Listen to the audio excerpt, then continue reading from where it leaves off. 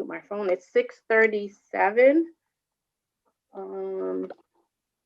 I'd like to, I'm sorry, Steve, are we ready?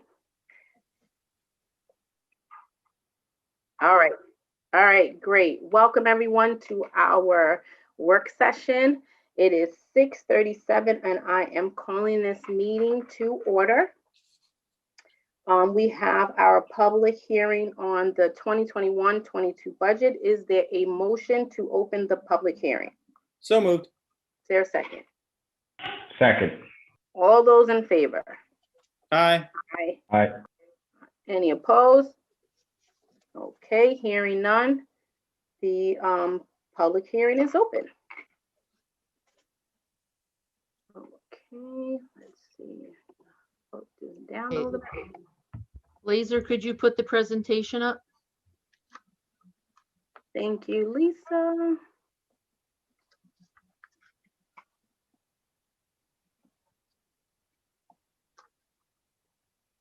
Yeah, hold on 1 second.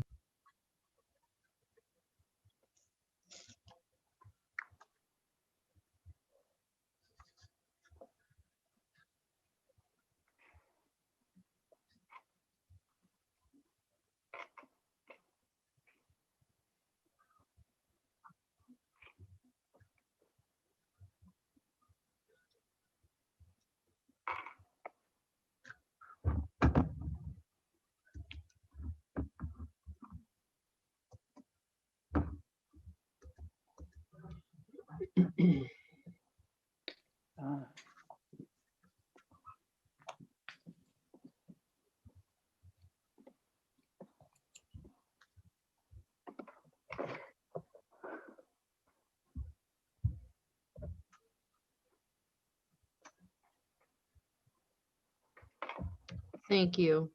Good evening, everyone. This is the 2021-22 budget hearing. Next slide, please.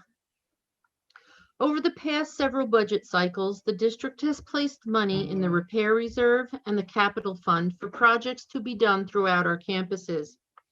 A repair reserve is specifically created to set money aside to do repairs that are needed throughout our facility.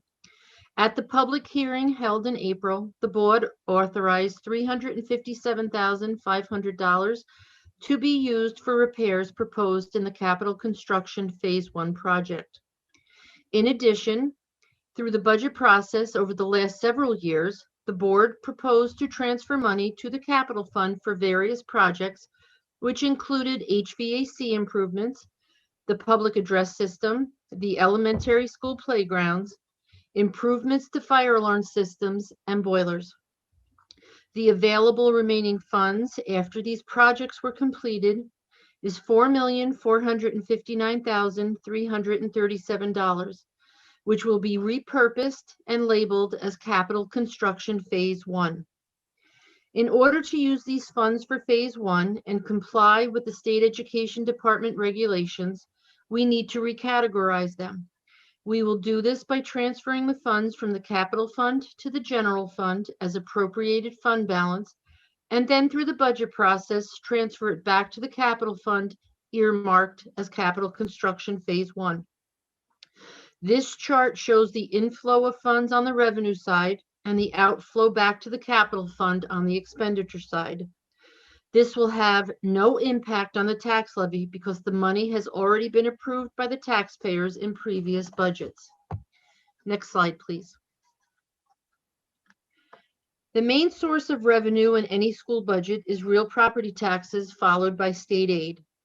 The district is proposing a 1.24% increase in property taxes and is expecting just under 13% more in state aid per the New York State approved budget.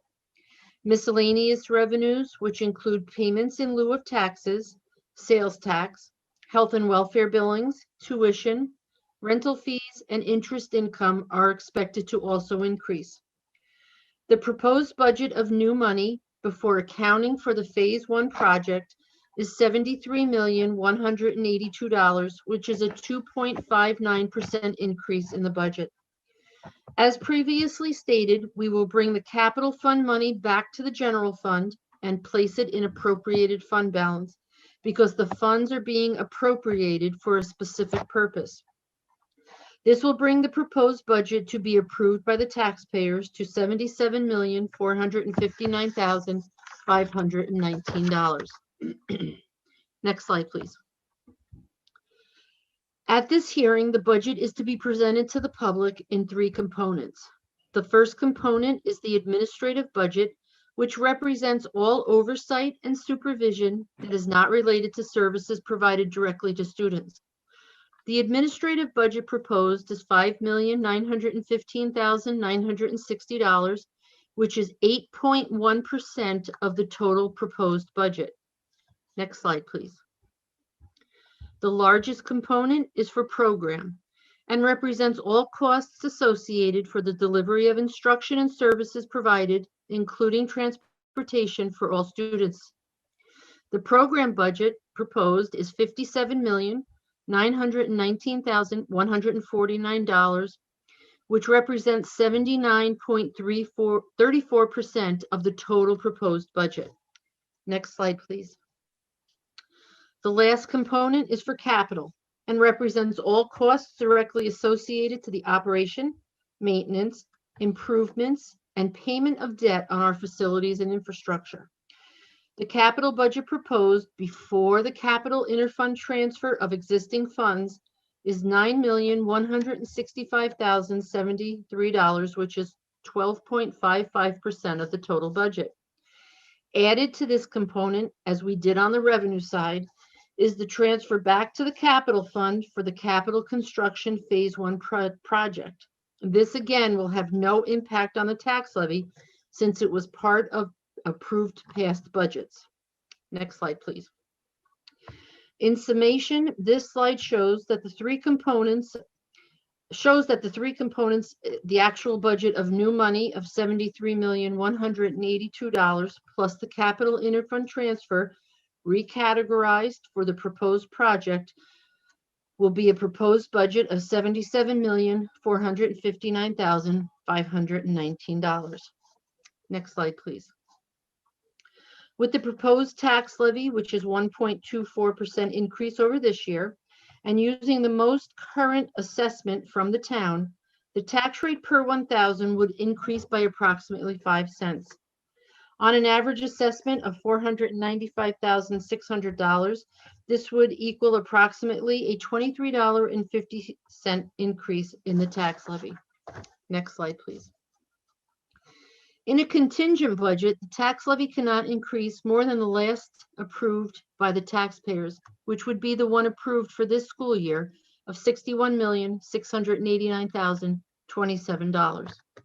In addition, all non-contingent items would have to be removed from the budget.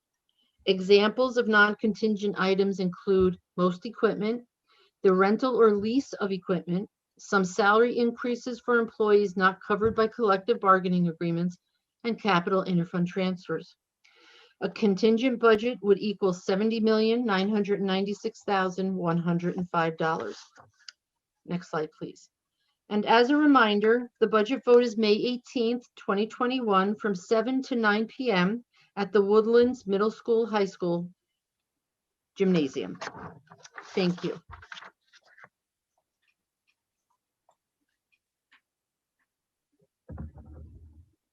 Okay, so Ivy, we do have questions. Are there speakers in the waiting room?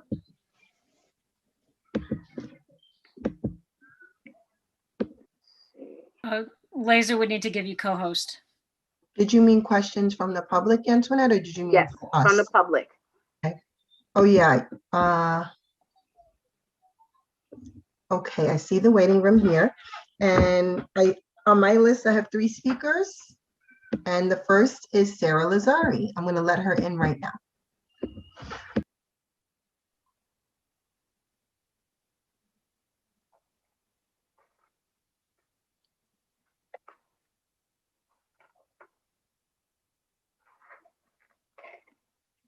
Okay, Ms. Lazari, we're ready for your question.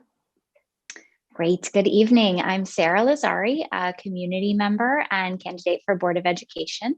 Thanks for giving me a moment just to speak about the budget. I've now seen the budget presentation 4 times at different meetings. And first, I wanted to say thank you to Ms. Raymond for presenting it so clearly.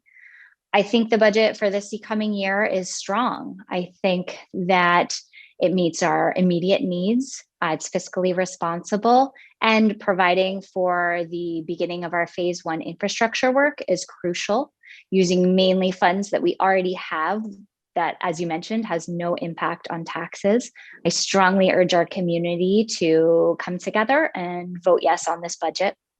There is one comment I have about it, one thing that I'd like to see improved, and that is proper funding and staffing for our teaching assistants at LFJ, and in particular for our kindergarten students.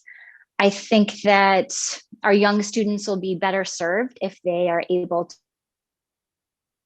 to have a distant teaching assistant along with their teacher, either on a one-to-one basis, or if we want to be more conservative, 1 teaching assistant for every 2 teachers. I know that there were a lot of retirements last year and those positions were not replaced, which I guess worked okay this year, but for next year, I'm hoping we can do better. I really think that our younger students at LFJ can have a better foundational education if we are able to give them that classroom support. So I am asking you to do what you can with the budget to make that happen for next year. Thank you. Thank you, Ms. Lazari, for your comments. We appreciate it. Okay, the next speaker is Katie McGee, and I'm letting her in right now.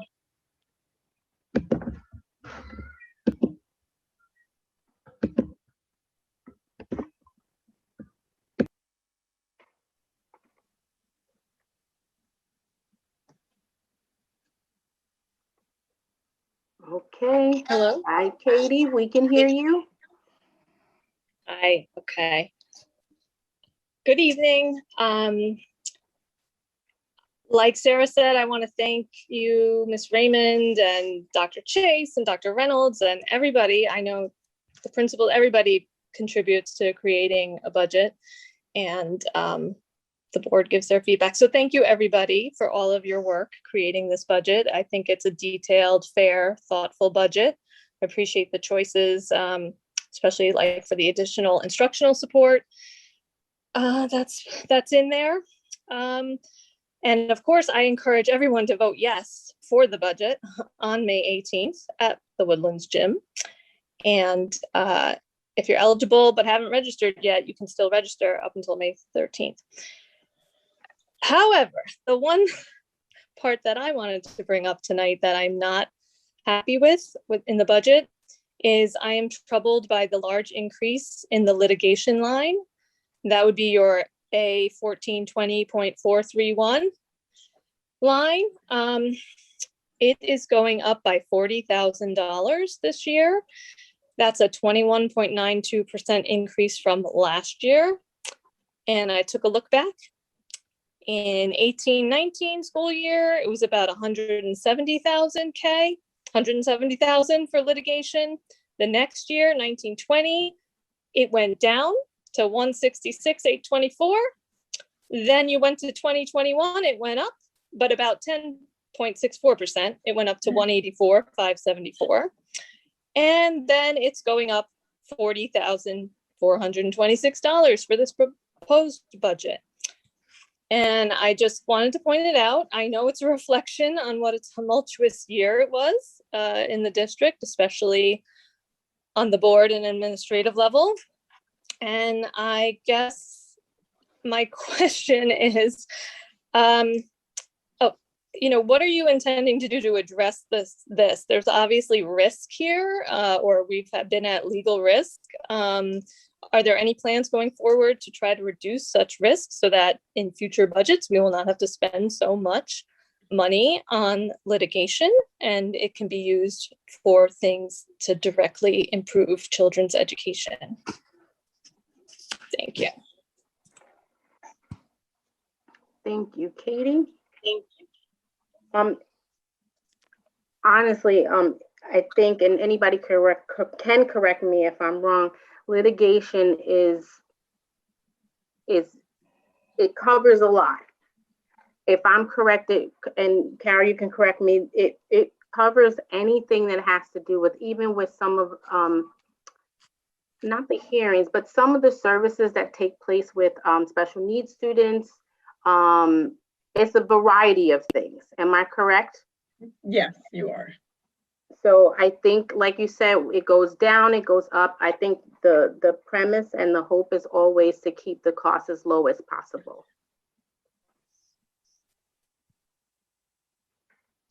Right? Where'd you go? Okay, the next speaker Terry has her hand up. is Here. Terry. Yana What? Oh, sorry, hold on. Yes, thank you.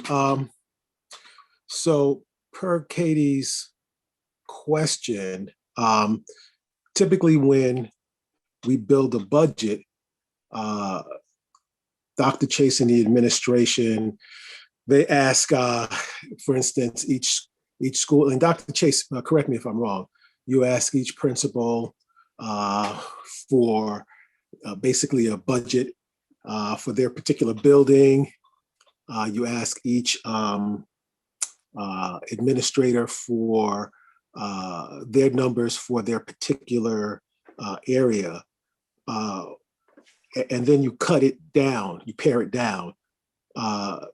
Was there such a question asked of legal, and what areas within legal are going up? I think to give a generic answer, when we may have specific information would be helpful. And by specific information, I don't mean we need to, parse every item, but let's, to use your example, Antoinette, you cited like special education or something, or costs associated with that. Well, we should be able to say if we expect a rise in that particular area. You understand what I'm saying? So I understand. I just use it as an example. Right, and I'm saying it as an example. And what I'm saying is we should be able to provide the public with the areas within legal, the areas within any part of the budget that they have a question, but certainly the areas within legal where we expect a rise. Thank you. So, Mr. Williams, to answer your question about the process, you're absolutely right. We started the process in the fall of 2020, where we asked principals and all of our directors, our administrators for that matter, their wish lists. And that wish list was shaven down. We went back to them and talked about what we can do within a particular parameter. The directive was to stay below a certain level.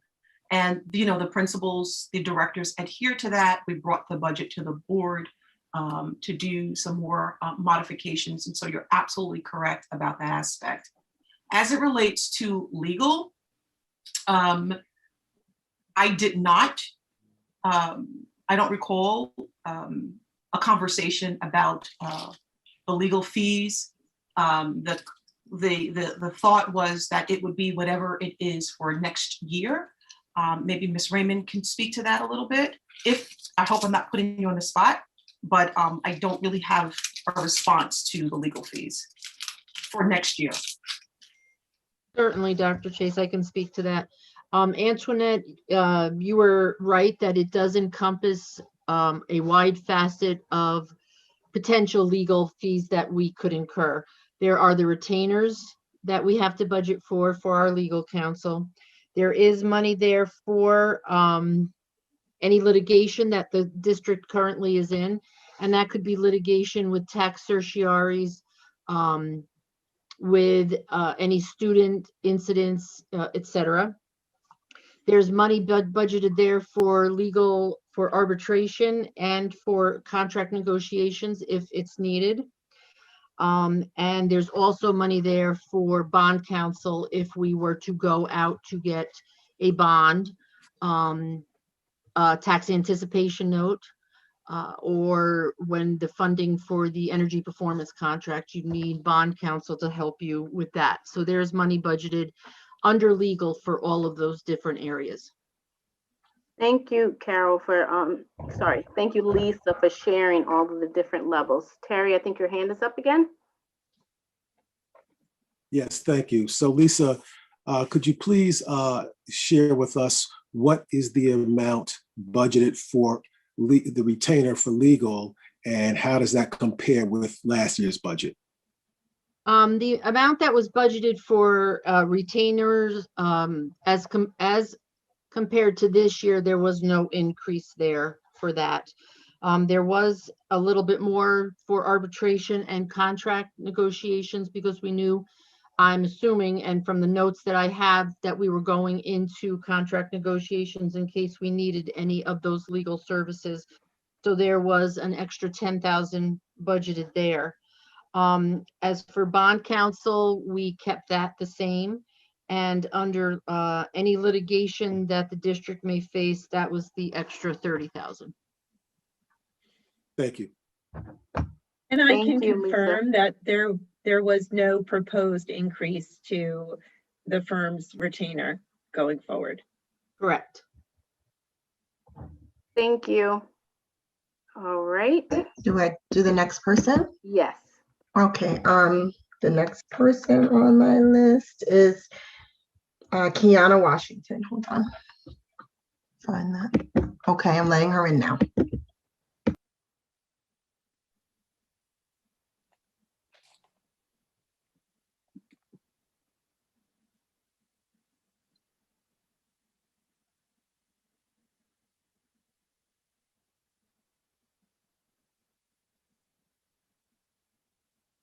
Okay, Ms. Washington, you can unmute. We're ready when you are. All right, good evening, everyone. And I want to just say thank you to Lisa Raymond. You are so clear, and I'm just really excited about the way you are presenting our budget. And I'm very excited about the 1.24 increase. Thank you so much. I do have some questions in reference to the budget. I was at a CEC meeting and you spoke in reference to COVID savings. Can you please tell us about that again? Certainly. We have experienced some COVID savings when the district has been remote for various reasons, whether Dr. Chase had to close a building down and or we were just remote. We saved in substitute costs, in some supplies and materials, transportation expenses, those different kinds of areas. So we will know that we will have COVID savings. But on the other side, we have spent money to prepare our buildings to bring students back. But in the end, the net effect will be that we will have savings because of COVID-related incidents. Okay, thank you. Do you have a number at all? Well, I think at the CEC meeting, I said that the savings at that point in time was between 1.4 and $1.5 million. It's constantly changing day by day. For example, in order to open the schools back up, we purchased those desk dividers so that we had one for every desk. We had one in all the libraries at the different stations. We had them for the guidance counselors, for any of the psychologists, any area where students were being serviced. We also had to put them in the cafeteria to keep the students at a respectable distance and to protect them. So we used some of our savings to purchase those items. So it is changing day by day. I wouldn't say day by day, probably week by week. And probably right about now, we're probably in the same ballpark. I'd say 1.3 to 1.4 million.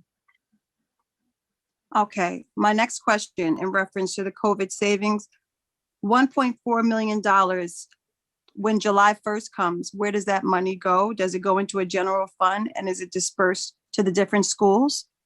Okay, so what happens is at June 30th, our books are closed because the new year starts July 1. We typically keep our books open till July 15th because there is an overlap of this year's bills coming in July. So we keep the books open till about July 15th until we absolutely close them. And at that point, one of the referendums or propositions that is up again this year is that anything that is over the 4% that we are allowed to keep by law, we're asking the taxpayers that we can put up to $3 million in the repair reserve so that it could fund more projects outside of this phase one. Thank you. I appreciate that. Another question, in reference to the instructional line, can you just give me that number again when it comes to, I think you said instructional, I'm thinking about instructional and instructional programs for students. In your budget, yes. In the presentation I just gave? I wrote down 32, but I wasn't sure if I was correct, so.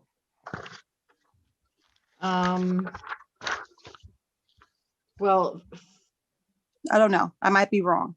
Okay, so for instruction, in 2020, 2021, in this school year, we budgeted $32.8 million. And for next year, we're proposing $34.1 million. And does that encompass technology so that every student can have a device in their hands? Yes, it does. Okay, perfect. All right, and the last question, and then I'll leave you alone. In reference to your capital fund, when you say it goes to general fund, once it goes to general fund, what does it go to the schools? Is it dispersed to the schools? Does it go back into the repair fund? How does that work? Okay, so what happens is anytime money is budgeted in an interfund transfer, capital interfund transfer, you have to earmark, or you have to let the taxpayers know what that money is intended to be used for. So over the course of several years, the board has put capital interfund transfers in budgets and has said, we're going to use it for HVAC. We're doing the playgrounds right now, those items. And once those projects are closed, and those monies are really just an estimate of what is going to be spent.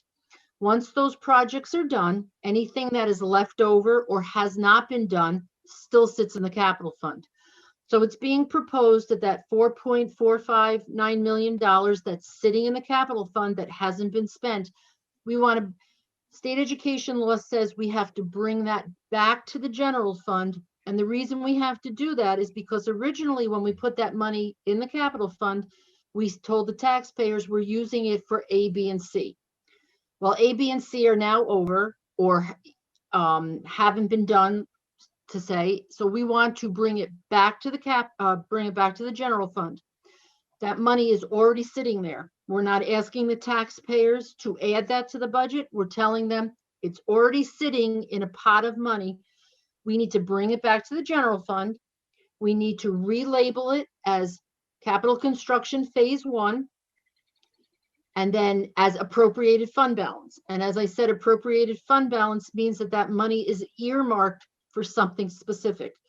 For example, we have reserves, tax certiorari reserve, unemployment reserve. That's also considered appropriated fund balance, money that is already earmarked for something. So we want to bring that money back, earmark it for capital construction phase one on the revenue side as appropriated fund balance, but then the outflow would be to transfer it back to the capital fund titled capital construction phase one. So it's really a wash. It's coming in and it's going right back out. And that money has already been taxed in previous budgets. We just need to do it this way because we need to let the taxpayers know, here's the money that we have, here's the money we have to rename, and we're just going to put it right back to do this capital project phase one. Thank you so much, Lisa, and thank you for being part of Greenberg. Thank Have you. a wonderful night. All right, thank you, Ms. Washington. Have a good night. Okay, that was it for public questions. Tracy? Yeah, I have a question. Yes, that's it. I'm sorry for public comments. But I do have a question. Antoinette, when do you want trustees to ask? Sure, go ahead. I just had a couple of things. So one, I wanted to ask again about air purifiers. Is that at all included in some of the things that we're going to be purchasing for next year? And if not, is that something that can be considered? I know that that was a question asked, and I spoke with Mr. Falcone, who did a survey and through each building. Through our ventilation systems and some of the work that has been done, not every room needs an air purifier or would warrant having an air purifier.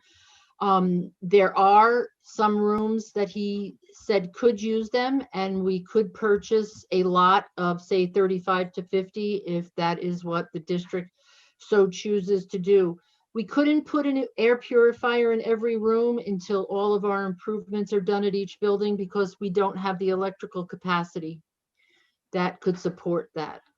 So there is money there to buy air purifiers if it is warranted, and if it is so chosen that that's what we want to do. Okay, thank you for that. And then the second question is kind of it's a question, it's not something that I guess would have to be done now, but being that we, and even this year alone, I learned even more about the different pots that the money is in. We have the repair reserve, capital fund, and we make a lot of transfers. Is there any way maybe on the business, the assistant superintendent for business page on the website, to kind of just put the chart that was shared with us? I don't know if that was shared publicly, about the different funds, the rules that go with each fund, because certain funds require a public hearing in order to use the monies. So that chart, like I'm a visual, I do better with looking at charts instead of all the verbiage. If I think if we put that chart like on the website, that can be helpful as well and not just for the budget website, but just in general on like the business page or something, so that as our meetings go on and people see us transferring monies and what does it mean and what type of funds are there, you can find that at any time. And then my third question went back to one of the public comments about asking about teaching assistants. And I did pose this question earlier last week with the superintendent, and she answered me. So I'm wondering if just publicly we can clarify just some of those things that teaching assistants are retiring, if we're going to be hiring them back, et cetera, how many we have district-wide. I definitely think equity is important. I have an elementary school kid, so I get that elementary ed is important, but there's also additional issues that arise as children get older, and teaching assistants are also very helpful in some of the higher grades as well. So I don't know if Dr. Chase, if you can just kind of answer the question about the teaching assistants, or maybe just give a little bit more information about what's in the budget with regards for teaching assistants. With regards for teaching assistants for next year, I'm going to defer to Dr. Reynolds. I think he can, from the personnel perspective, can provide the insight you're looking for. Thank you very much, Dr. Chase. Good evening, everyone. So as discussed at the CEC meeting, we do have budgeted an opportunity to replace every teaching assistant who's retiring this year. Understanding that the teaching assistants who retired at the end of last year, those positions were not replaced into this current budget, into the 2020-2021 budget. In order for us to consider replacing those teaching assistants, it would be a multi-year project. We would have to add it gradually to the budget, or reallocate funds that are currently budgeted to meet that need. We understand that the desire is for there to be one teaching assistant at the least split between 2 kindergarten classes. That is a goal that we can try to attain over a few years. But to reiterate, during the 2021-2022 budget, we will be replacing any teaching assistants through attrition, whether it's retirement or anything else. We will have those persons replaced. And finally, I have one final question. Are we I want to say a teaching district? Do we ever have student teachers coming in and working with our students, helping out in classrooms? Can you explain some of that and how that works? Sure, we are a teaching district. That term is used more in New York City. We often call it mentoring opportunities. We do work with local agencies and schools to provide instructional opportunities for our local students who are in the graduate level courses to come in. Of course, those programs have to be vetted through the district's office, the personnel office. Once we verify that the programming is appropriate, and the need for each of the individual programs. So each school has a different type of programming as it relates to student teaching opportunities. We do offer partnerships in our buildings. Awesome, thank you. And is there any financial gain or loss from the district with regard to that? Unofficially, yes, there is a financial gain. Once a student teacher reaches a certain level in their internship opportunity, along with their course level work, those persons can be used in a substitute manner. So sometimes there's an opportunity for us to have one of our student teachers take the place of a substitute if we are not in the opportunity to have somebody come into a specific classroom during the day. And that allows us to provide those services at no cost for the person or for the district. I apologize. Thanks so much. You're welcome. Are there any other questions from the board?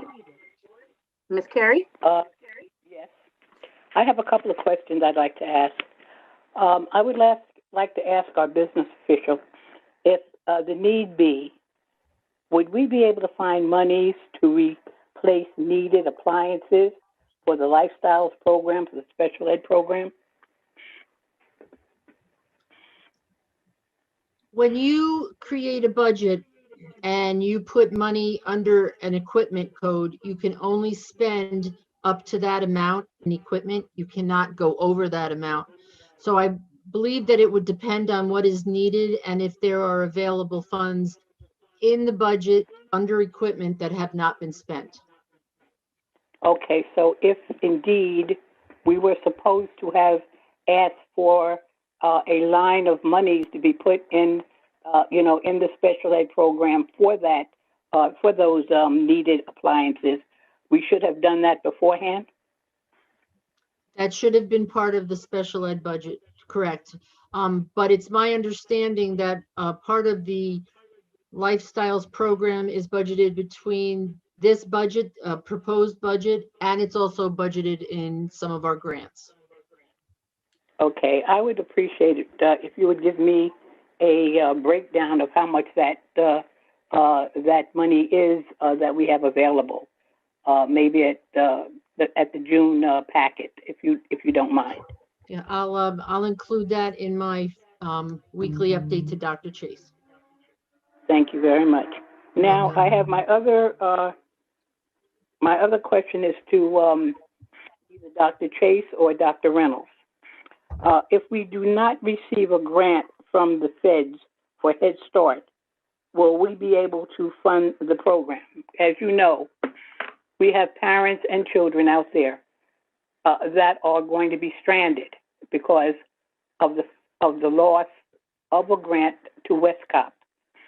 I do believe there's a possibility that if the Westcott grant is not picked up, or if they're not going to give Westcott the grant, they're going to ask for either individual requests for monies or maybe a group of school districts working together to maintain the Head Start program. My main concern is this. Head Start has been in this program, in this district for many, many, many, many, many years.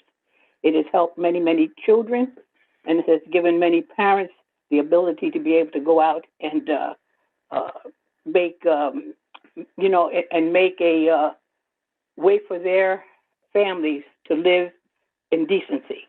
So, to go back, I'm asking if the grant does not come through from Westcott, are we going to be able to pick up the grant for Head Start?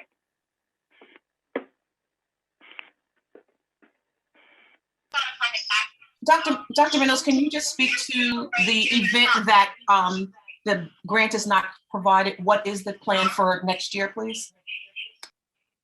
Sure, thank you very much. So we must understand that the grant is not provided to the district. The grant is provided to the agency. The Federal Department of Education has in fact increased its funding, not only to maintain our federal Head Start programs in the area, in the state, but to expand our Head Start programs in the state. The fact that Westcop is under a recertification process does not necessarily mean that they will not be offered the opportunity to have those the Head Start grant. But in the event that they're not offered the Head Start grant, another agency would be granted those funds through the federal grant, and that agency will be implored as a part of their granting of the fund to work with any existing Head Start programs that that grant previously funded. So if Dr. Chase, who is, I'm going to use as an example, she is a current Westcop, and I am Corey Reynolds' agency. Dr. Chase does not get the Head Start grant, and I am awarded the grant. The Federal Department of Education will tell Corey Reynolds' agency that I must work with the Greenberg schools to maintain their seat. So that is what the process is currently underway. Westcop has applied for the Head Start grant. We anticipate that they're going to get it, but in the event that they don't, the grant will be maintained by another agency who will be provided that opportunity through a request for proposal, an RFP. Well, maybe I don't speak English very well, but I'm asking you if indeed the grant does not come into fruition before September, if this district is capable of maintaining the program until HUD or what HUD decides how they're going to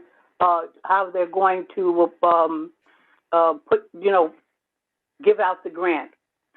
My concern are the children who are already ready to come into Head Start and will not be able to because the funding is not available. My concern is that we have for many, many years. See, the one thing I just want you to know, I have been with Head Start and our Head Start program for the past 50 years. And I know that it is an important program for many of our children in the district. So I'm wondering, and the district has picked up, because in the beginning, there were many times when we did not know whether we were going to get a grant or not from Head Start or the state. And the district picked up the program costs until those grants were approved. Now, if you're saying to me that the Head Start program will not function until you are sure of a grant from some agency, then say that to me. But also let the parents and the children know that they will not have a program to come to in September unless there is a grant coming from somewhere. That is the fear of many of the parents whose children are already supposedly headed for Head Start in September. So if you can just elaborate on whether this district can pick up the cost or not, I'd appreciate it. Sure, let me try to keep it as simply as possible. I don't anticipate that we will not be funded a grant through any of the agencies, but in the event that grant is not funded, very unlikely event, we can reallocate funds from our educational budget line to maintain those seats until the grant is funded, and then we will reimburse those budget lines with the grant. I thank you for that, and I'm sure many parents appreciate it too. You're welcome. All right, thank you. Any other board members with any questions? Okay, hearing none, Can I get a motion to close the public hearing for the 2021-2022 budget? So moved. Is there a second? Second. All those in favor? Aye. Aye. Aye. Any opposed? Okay, the motion carries. All right, we are now up to statements from the public. Okay, we have some public speakers in the waiting room. And our first public speaker is Miss Sydney Jackson. I'm going to let her in now. Just saw her name. Okay, I'm letting her in right now.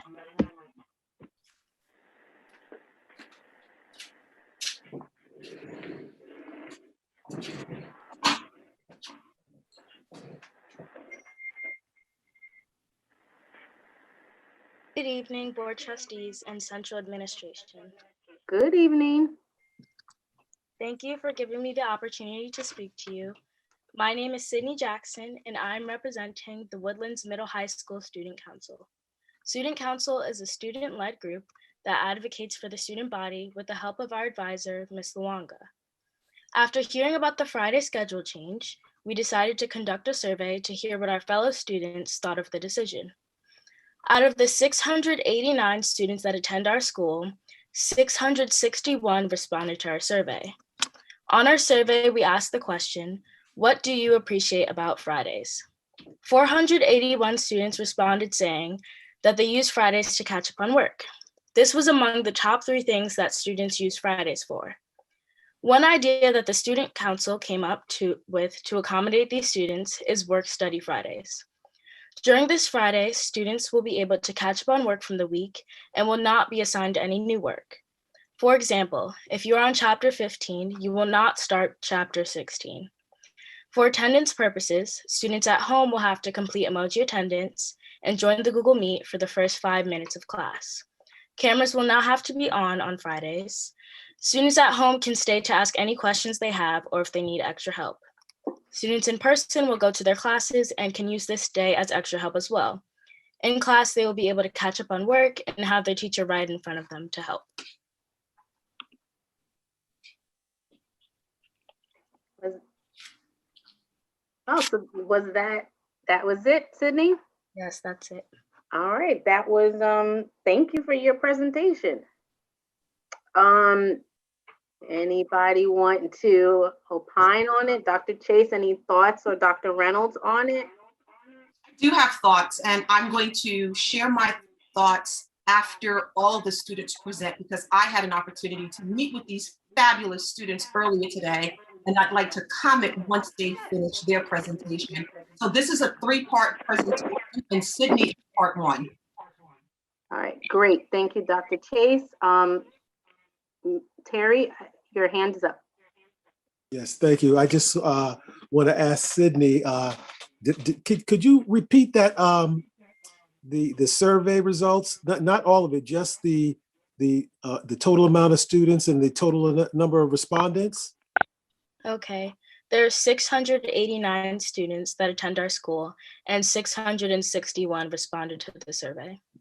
That is a phenomenal, is not the word for the percentage of respondents that you received. Are you a senior or a junior, Sydney? No, I'm a junior. A junior. Well, I don't know if you're interested in statistics, but you might have a career in statistics if you can routinely get that level of respondents to a survey. I applaud you and your colleagues for getting that level of participation. And like I said, I don't know if I use the word stupendous or what, but that doesn't even adequately characterize the level of success that you all have had with that survey. So good luck. I mean, good work. Thank you. All right, thank you, Sydney. Tracy, who's next? Okay, well, maybe we should have the students do all our surveys if they get that many responses. Okay, next speaker on our list is Kennedy Cato. I saw her name as well. I'm letting her in right now. I just ask if we can leave Sydney on when the students are on, if we can have all three of the students just at least remain because they are a group and they realize the time only allowed them a certain amount of I guess, their argument. So they've actually split it into three. It'd be great if they could stay on until the end. Okay, Sydney's still here. All right, Kennedy, we are ready for you. Good evening. Good evening. Good evening to the Board of Education members and to our district administration. My name is Kennedy Cato. I am the president of the Student Council, and I'm here to talk about SEL regarding our student survey.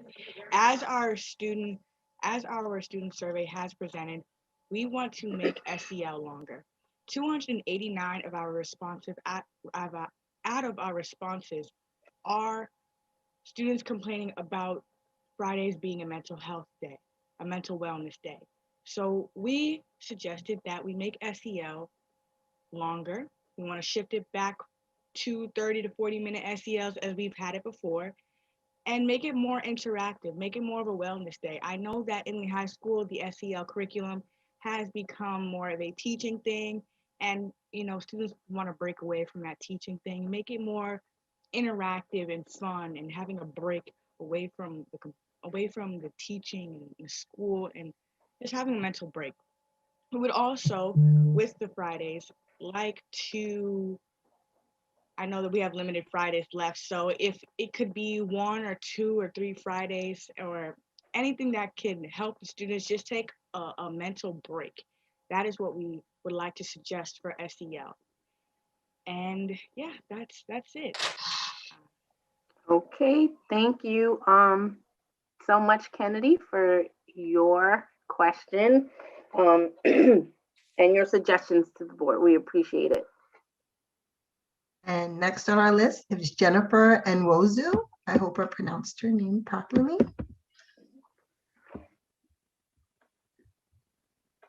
I like here she is.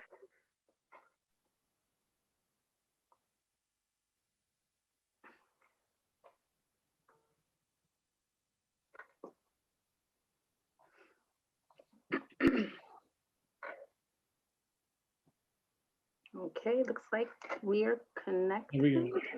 Okay. All right. Hi, Jennifer. Thank you for joining us. Okay, we're ready when you are.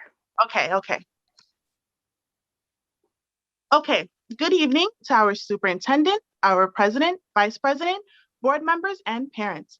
I appreciate the opportunity given to speak. My name is Jennifer Woes, and I am the assistant secretary of our very own Woodlands Middle High School Student Council. We, the Woodlands Middle High School Student Council, on behalf of the student body, want to applaud you for working to ensure our students are safely being educated. There has been numerous decisions being made by parents, staff, and board members regarding our school. Surprisingly, a major body is absent in these decisions being made, the students. As you all know, a WMHS Student Council survey was conducted and distributed to express their grievances for recent schedule changes. With all due respect, the students also very well affected by this new change and should be involved in anything regarding them. We are also members of this community. Therefore, the Student Council pleads to included in any future decisions regarding the betterment of our school. We suggest serving the student body with any future decisions with Woodlands Middle High School. We hope to have constant communication with the board and the new district leadership on ideas and plans to best benefit the student body. Thank you. Jennifer, that was a good job. Thank you for sharing your thoughts and representing the Student Council very well. Okay, we appreciate it. Dr. Chase, I know you wanted to say something as well. So I met with 2 of the 3 ladies who presented this evening, and they also have emailed me as well as text me their concerns. And I just want to commend Jennifer, Sydney, and Kennedy on a job well done.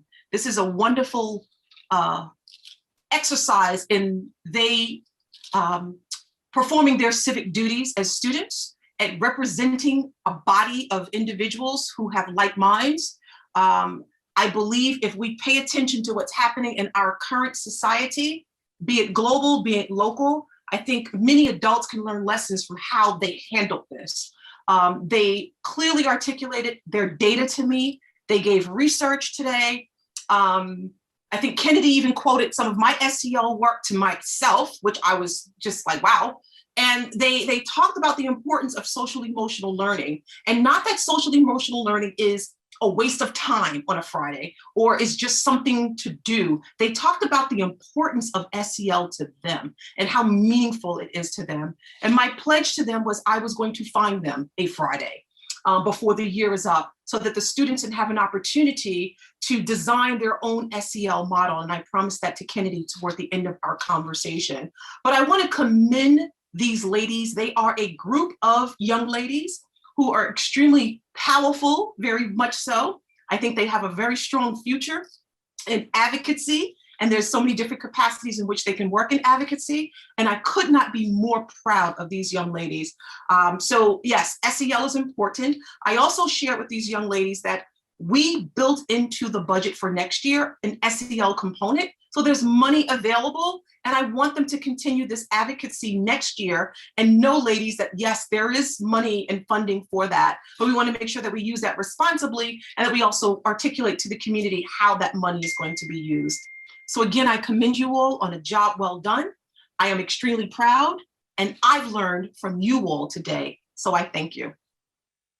Thank you, Dr. Chase. So young ladies, I know that some of you are seniors and some of you are juniors. Am I correct? No, I'm a sophomore. Oh, Jennifer, that's even more impressive. Kennedy, you're a senior? Yes, ma'am. And could you just tell us, we usually get this later on in the year, but since you're on, what's your first choice college on your list? Of course, you probably all know May 1st was National Signing Day. So I'm going to the HBCU, North Carolina A&T State University. Yes.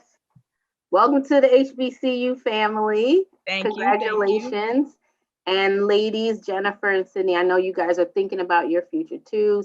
Sydney, I know I'll see you on Broadway one day. So thank you guys. And Jennifer, we'll probably see you in the UN. So we look for you there. Thank you, ladies, for presenting, and thank you for breaking up your questions or your thought into 3 separate topics. Slightly related, but still separate. Thank you, ladies. So thank you for having us. Thank you so much for having us. All right, you guys have a good one. I see Ashley's hand. I don't know if he wants to ask the ladies a question before they leave. Oh, David, I'm sorry, I didn't see you. Go ahead. Me first? Okay. So just to clarify, so you're carving out a Friday, an SEL Friday, to be organized based upon these suggestions? Is that what's happening? It is an SEL. We are asking for an SEL as well as an asynchronous Friday. So yes, if the school or the district needs help in assisting with how asynchronous should go and how SEL should possibly go, student council would love to assist in any way, any ideas, anything. And Dr. Chase, the time commitment on our end is what? So I don't want to reveal a date yet publicly, but I will tell you that it's in the making. Dr. Reynolds and I spoke after I spoke with the students. We just need to collaborate with the principal, which I am sure he is very open to his students. And then we will announce a date in the very near future. But I want to take into consideration, it's not 100% because we do have exams coming up and there are other parameters that could be a distractor. And so we want to try to work around it. What I promised the young ladies is even if it's a half day, we want to try to work around it. But at the end of the day, I'd like for the students' voice to not only be heard, but I'd like for us to follow through on what it is that they presented, because they presented facts, they presented data, they presented relevance, and they made a compelling argument. And the interactive piece. I refuse to dispute because I'm a believer in SEL. And they spoke to my heart. These young ladies made my day this afternoon. All right, very good. By the way, let me just give a shout out to Kennedy, who is a senior. She was one of 2 students in the state of New York to win the MBK Adelaide. Oh my God, the name just Kennedy, help me with this one. Sanford, the Adelaide Sanford Scholarship. Yep, and she won the scholarship, one of 2 students. Another student was from Yonkers. And Kennedy and I had a chance to work with Dr. Lester Young, who's our Chancellor of New York State Education Department, Dr. Betty Rosa, and all of the regents. She was presented there with Adelaide Sanford, and it's just a pleasure to work with these young ladies. They are going to have a name in this country, if not globally. I see it. Congratulations on that, Kennedy. All right, David, Ashley. You're good? Wait. I'm good. Ashley, thank you. Thank you. First thing I want to say is thank you, ladies, for spending some time with us. It's not often that we get to hear directly from the students. That's very refreshing. Second thing, congratulations. You guys did an amazing job. I can't tell you how impressed I am with the presentation, the detail, and just the follow through, right? Not a lot of people these days, especially the younger generation, is willing to get up in front of an audience of public members and just give out the facts and make a persuasive argument and make it come home, right? So that's a great job. I do want to touch on one point that was referenced, which was the involvement, the desire to have a greater involvement with the student body and Board of Education meetings. That is something that I definitely am interested in. I did bring it up briefly during a previous board meeting. Unfortunately, we didn't get a chance to have a whole conversation with the full board because there were some other items that took precedence that day. But that conversation will continue to happen, and we'll see what the remainder of the board as a whole is willing to do there. Obviously, there have to be some parameters because there's specific sections of our meetings that could not be attended. But I'm sure we can work around those things and come up with some reasonable way to have the student body represented in our meetings. At least that's my desire. So thank you. Okay, are there any other questions? So I just wanted to follow up. A parent just sent me a message asking about the SEL and budgeting for this year and how it was used and for next year. Is it possible? I know Dr. Chase and Dr. Reynolds, you guys probably don't have all that information right now. Is it possible to provide that to the board and maybe share some of that in our next board meeting so that this person can get this information? Well, typically the protocol is that, the board would encourage the parent to reach out to administration. So that parent who texted you can definitely reach out, and we're happy to provide that information. And we can also provide it to the board. So we're happy to entertain that parent's question. Please reach out to us. Thank you. All right, thank you. Okay. I'm sorry. No, I was gonna say next speaker. Is that what you're gonna ask? Yes. Okay, okay, great. So the next speaker is Amy Wang, and I have her right here. I'm letting her in right now.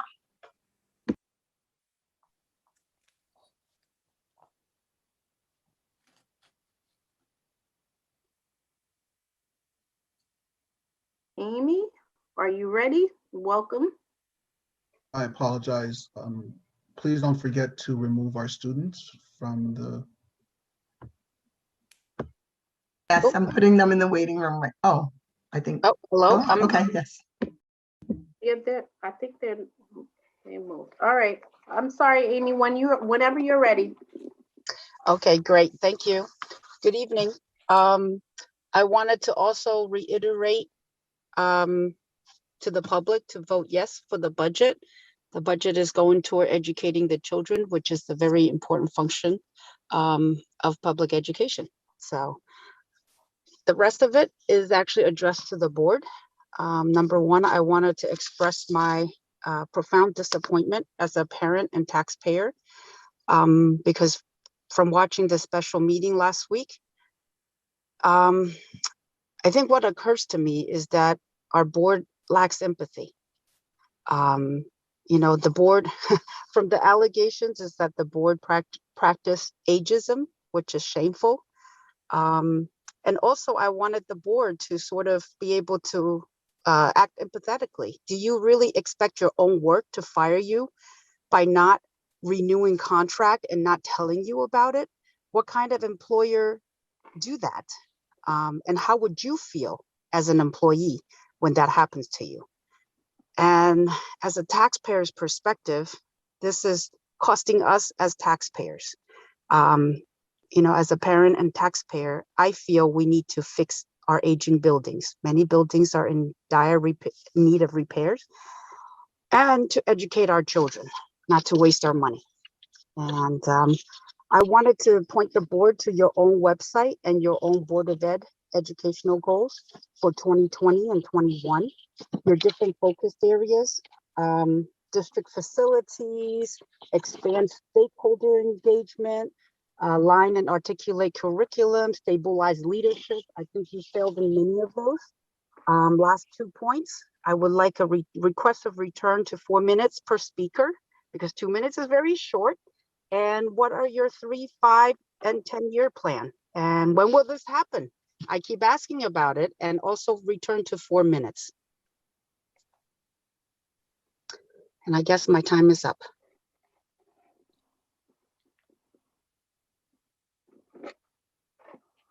Okay, thank you, Amy, for your questions. The board will, of course, have to discuss in regards to the 4 minutes. I think this is the 3rd or 4th time I've asked about it, and I really think it's important to sort of further your goals of expanding stakeholder engagement rather than limiting.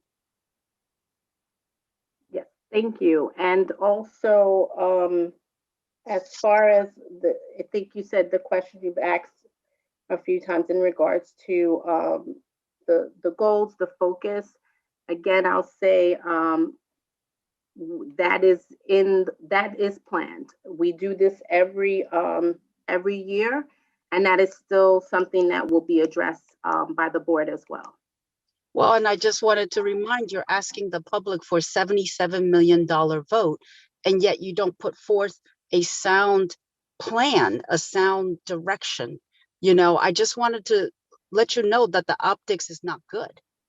Yeah, we're in, and I agree, we're also in transition. So again, this is something that we do every year, and this is something that will continue to be our focus moving forward. So this is something that will be addressed, and it is on the mind to be addressed. It's something that we're not taking it lightly. We've heard not only the feedback from the public, but again, this is something that we do every single year.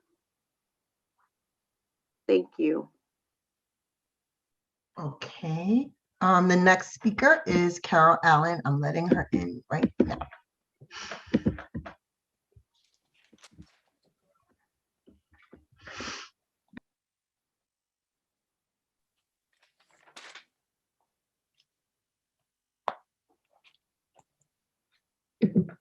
Hi, good evening. Oh, hi, Miss Allen. All right, we're ready when you are. Thank you for joining us. All right, thank you for having me. We heard presentations by 3 wonderful young women. I would like to commend the Greenberg School District. Hi, Miss Allen. Yes? All right, we're ready when you are. Thank you for joining us. All right, thank you for having me. We heard presentations by 3 wonderful young women. I would like to commend the Greenberg School District. Allen. Okay, just yes. All right, we're ready. So hold on for a second. Does everyone else have their I guess sound muted? Okay, so let's try again, Miss Allen. It might be your background, but I'm not sure. Okay. I said that we just heard presentations from 3 wonderful young ladies. I would like to commend the Greenberg School District for our continuing participation in the My Brother's Keeper program, the national initiative that was started by President Obama that aims to increase opportunities for the young men of color. 2 of our students, Savin Dixon and Glenford Graham Jr., were honored with induction into New York State's 4th class of My Brother's Keepers Fellows.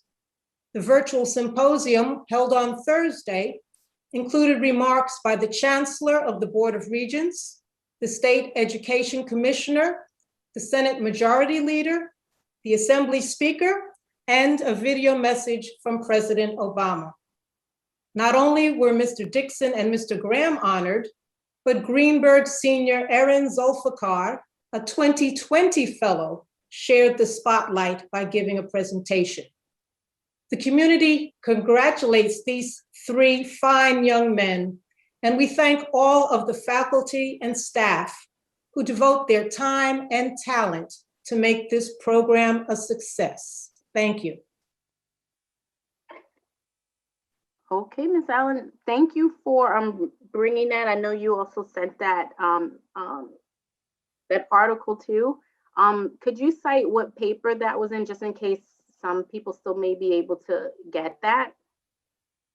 An article about the program was published in the Journal News newspaper over the weekend. All right, thank you so much for sharing. I would like to add to that too, that if anyone wants to learn more about it, they can go into our social media where we posted congratulating those young people as well, so they can also see it there. Okay, thank you, Dr. Chase. Thank you, Ms. Allen, for sharing that information tonight. Okay, our next speaker is Katie McGee, and I'm letting her in right now.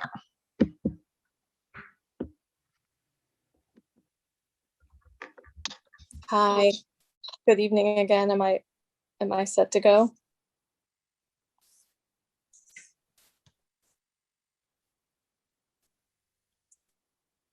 We're ready when you are. Okay, all right, sorry about that. Okay. I want to address, first, I just want to address, I think follow up what Amy said, some detail-oriented, if in terms of the 5-year plan, the plan to make the 5-year plan, would that happen before July 1st or after? Would that be along with our new superintendent? I would presume that would be the the best way forward, since she's going to be here. But anyway, okay, so that was the question. In terms of the SEL, I am so glad that we got student feedback and that is going to be taken into account for going forward. That was, I'm one of the people who have reached out to Dr. Chase and Dr. Reynolds in an email asking about how has SEL money been used this year, and what have been the initial results from your assessments of it. And I know that Erin Jacobson's another person who has emailed already.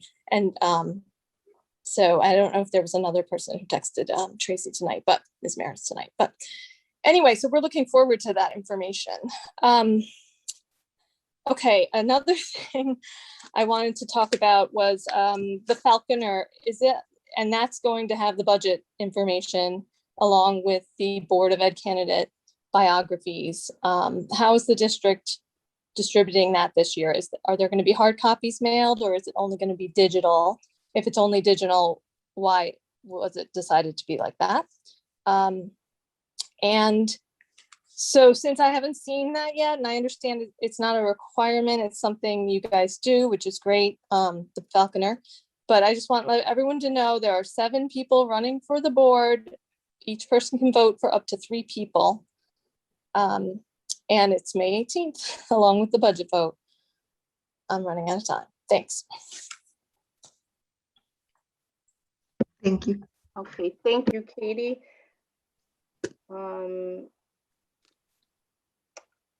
Dr. Chase, so how will it be distributed, the Falconer? Falconer is ready. It's going to be distributed, Ms. McGee, both mail and it will be a copy on our website.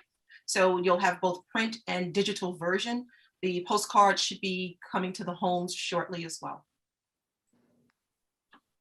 Thank you. Okay. Wow. Thank you, Dr. Chase.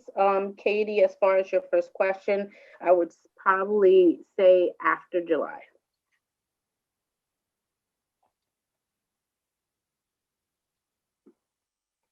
It's not scheduled yet, though.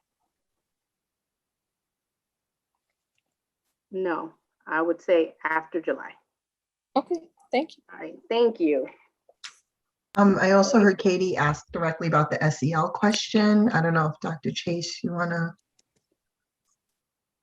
or Dr. Reynolds, maybe?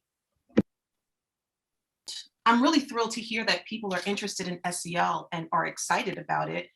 It was an initiative that, that started years before the pandemic, and I'm just really excited to hear about all the interest in SEL. And my only hope is that the district will continue in that manner with SEL. In terms of your question, Katie, as soon as that parent reaches out, we'll give that information. I also said I would give that information to the board in terms of what we've spent on it. We've had numerous workshops for you all as parents. In fact, you have attended some of them, Katie. We've had wellness activities for our students. We spend wellness time with our staff as well. So, we'll list all of that out, all the things that we've done, and we'll share that widely.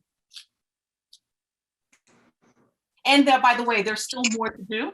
As you know, these students have asked for a couple of things, and whatever they want, they will get from me. So there's still more work to be done. School ain't over yet. Thanks, Katie. We'll be in touch. All right. Thank you, Dr. Chase, and thank you, Katie, as well. Thank you. The next speaker is Roy Benenschel, and I'm gonna let him in right now. Oh, I think Katie hung up.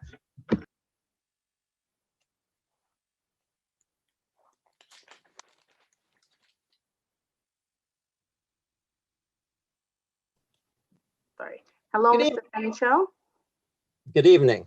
Big thank you to our Greenberg students for getting us off the right way. What these meetings are supposed to be about is the health and education of our students. Unfortunately, for the last year, that has not been the case because adults, not kids, are in charge. But thank you to the public hearings. We now know the rest of the story. It is now public record that you decided that the pandemic was not going to stop you from not only changing leadership, but denying the current leadership's emergency funding request to get our children back in school. We now know why, because you knew we had a popular superintendent whose focus on the safety and education of our children created problems because she had to make difficult decisions. Mr. Benenschel, can you please not speak about personnel matters? No, personnel matters are for executive session. So you asked your attorneys. You are speaking about, I just want you to be mindful of what you say, and please not speak about personnel matters. Not talking about personal matters. I'm just telling you, so please. Thank you. Continue. Can I talk about your attorneys? You asked your attorneys how you can keep from the public from knowing what you were doing to change leadership. So you started using executive session, not just as a shield, but as a sword to discuss, deliberate, and decide to change leadership without thinking maybe mid-pandemic is not the best time to change leadership. But you had a problem. One board member blew the whistle and demanded transparency. Now, maybe he loses his board seat because we all agree no one condones the way he behaved. But this is not about you. This is not about him, but being transparent with our community. Your own board norms say transparency, transparency, transparency. You wanted to hide what we now know. When you guys voted 4-3 to vote down that funding. I'm sorry, excuse me. Let me stop you for a second. What you are saying is not the truth. So what I would really do appreciate if you stop saying things that are really feel like really close to executive session discussing personnel matters. So if you could please just refrain from doing that, I would appreciate it. I'm saying that respectfully to you. And if you just take the time, NYSSBA is open to everyone. Let me say that. NYSSBA, the website is open to everyone. If you have questions, there is information on there in regards to how decisions are made, where votes take place, and where they don't take place. I'm sorry for interrupting you. Please go ahead. I'm happy to engage in a hearing about that. So that vote went 4-3 to vote down the funding at the same time that you created the lame duck transition that we're in today. Nobody said, hey, maybe now's not the time for change. Now the other shoe has dropped. With the board election coming, you were trying to clear the way for your running mates to return to Greenberg to run for the board. But they abandoned us when Greenberg needed them the most, and now they're coming back. Several new engaged parents are running to bring transparency and independence. If you're out there looking to vote, please vote for parents who are concerned about our children, the beautiful children we heard from today. the great children of our district. We owe them our best, not your worst. Thank you, Mr. Fenichel, for sharing your comments and your questions. Have a good night.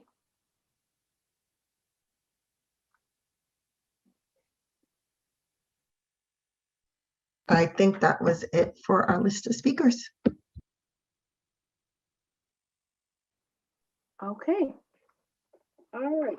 So at this time, we are up to administrators' presentation.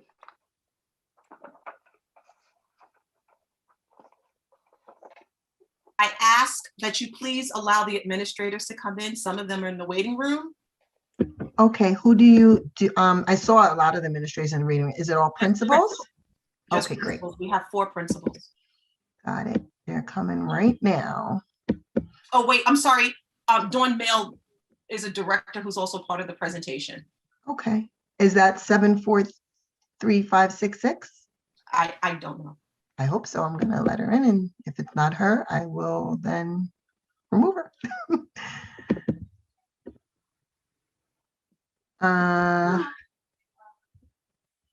Miss Mail? I don't know who the 743556 is. Okay. All right, we're gonna proceed. You don't want to, Sorry, okay. We're going to. Oh, yes, that's her, okay. I know. Okay, good stuff. All right, so I just want to, first of all, thank the administrators, the building leaders for being here this evening and for putting together a presentation, which I'd like to affectionately call it collaboration and unity.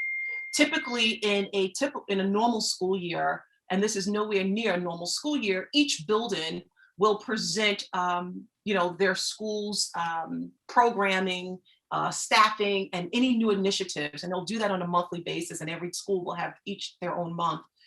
This is a very interesting, unique year for many reasons, and because we are in a virtual space, we have decided to combine the presentation into one. So I ask the community, the board, those who are watching, to just indulge us for about 15 minutes to hear from our administrators, again, in a presentation I'd like to call Collaboration and Unity. So without any further delay, I'll give you our principal from Lee F. Jackson, Patricia Simone, our principal from Highview Elementary School, Gary Mastrangelo, our principal from R.J. Bailey, Shiparazzi, our principal from Woodlands Middle High School, Mr. Matthew Smith, and our director for ECP, Dawn Mail. Good evening, everyone. Good evening to our Board of Ed trustees, to our superintendent, Dr. Chase, to our assistant superintendents of curriculum instruction, Dr. Reynolds, and our assistant superintendent of business, Ms. Lisa Raymond, to our wonderful faculty and staff, to our parents, and to our community members, good evening. Lisa, next slide, please.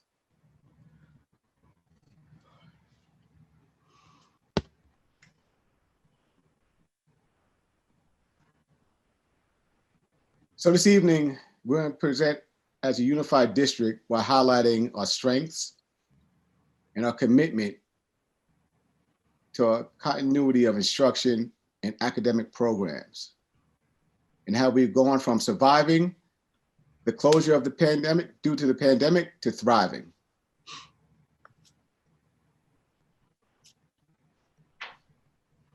Next slide, please, sir. Thank you, Laser. We're all familiar with Ms. Mail, our ECP director, Ms. Simone, our Lee F. Jackson principal, Mr. Mastrangelo, our Highview principal, Ms. Shiparazzi, our R.J. Bailey principal, and myself, Matthew Smith, Woodlands, proud principal of Woodlands Middle High School. Surviving to thriving. How do we do it? 14 months ago, life in the world of academia suddenly and drastically changed. We shifted from surviving to thriving. How do we do it? By believing in our leadership, by believing in our fabulous teachers and staff, by believing in our wonderful students. We also accomplish this goal by challenging and supporting one another, remaining flexible, and remaining empathetic to our families as they continue to navigate through COVID-19. How do we know we're thriving? Because we have become, you have to go back one slide, please, sir. Thank you. Can you go back one, laser?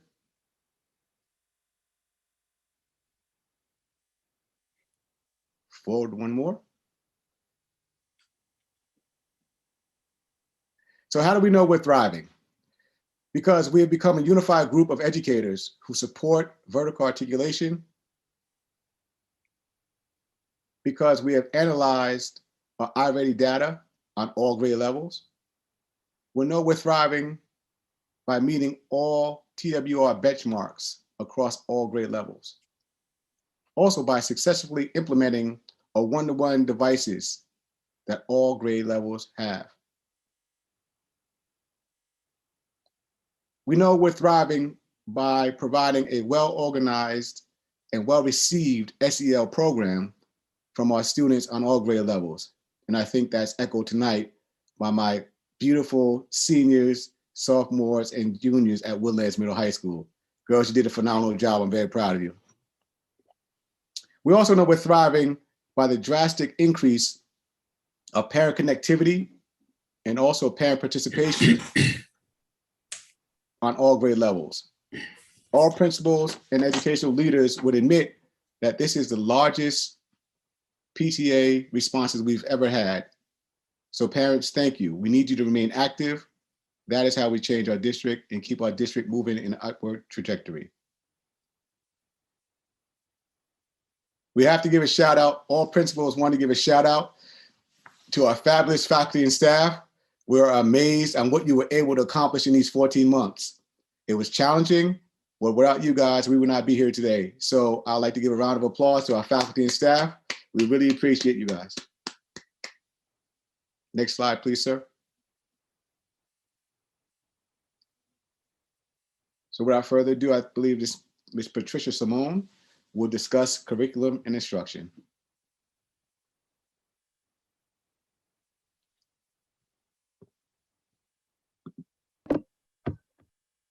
Okay.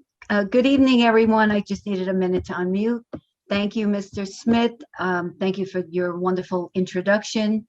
We are here. This slide is focused on curriculum and instruction.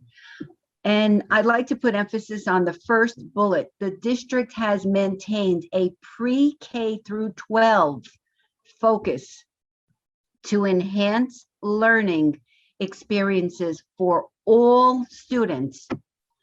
How are we doing this? Providing students with a curricula that will prepare them to achieve their best and also to integrate technology into their learning. Implement instructional practices that elevate student thinking and understanding. Develop a balanced assessment system that measures students' content knowledge, skills, and dispositional thinking. And that all aligns and ties into the IB character traits and their attributes, just thinking about being open-minded, caring, trustworthy. That all ties in to developing the child and student. Increasing the use of data to inform instructional planning. So on every grade level, we have a variety of assessments per grade level, which includes the state and local assessments. The data is uploaded into our data system, which is Alpine Achievement System. And this gives us an extensive integrated reports which are used during our PLCs, and the data is analyzed then. Support educators through targeted professional learning and opportunities for collaborating PLCs. encourage innovation, creativity, and risk-taking to inspire a dynamic learning environment, and foster the creation of a culture where students are active participants in society. And we just had that evidence by the 3 fabulous Woodlands High School students. Okay, the next slide.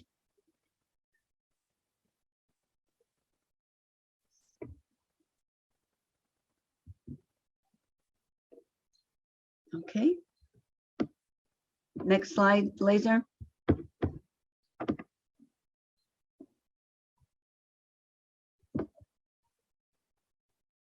Did I freeze? Okay, here it is. Okay, great. So the next slide is an overview of the district-wide curriculum and resources. And we listed a few of the programs under each of these subject areas: ELA, math, science, social studies. Our special area subjects, STEAM, world languages, and the New York State curricula with next gen learning standards. So my fabulous colleague, Ms. Rossi, is going to take the next slide. Thank you.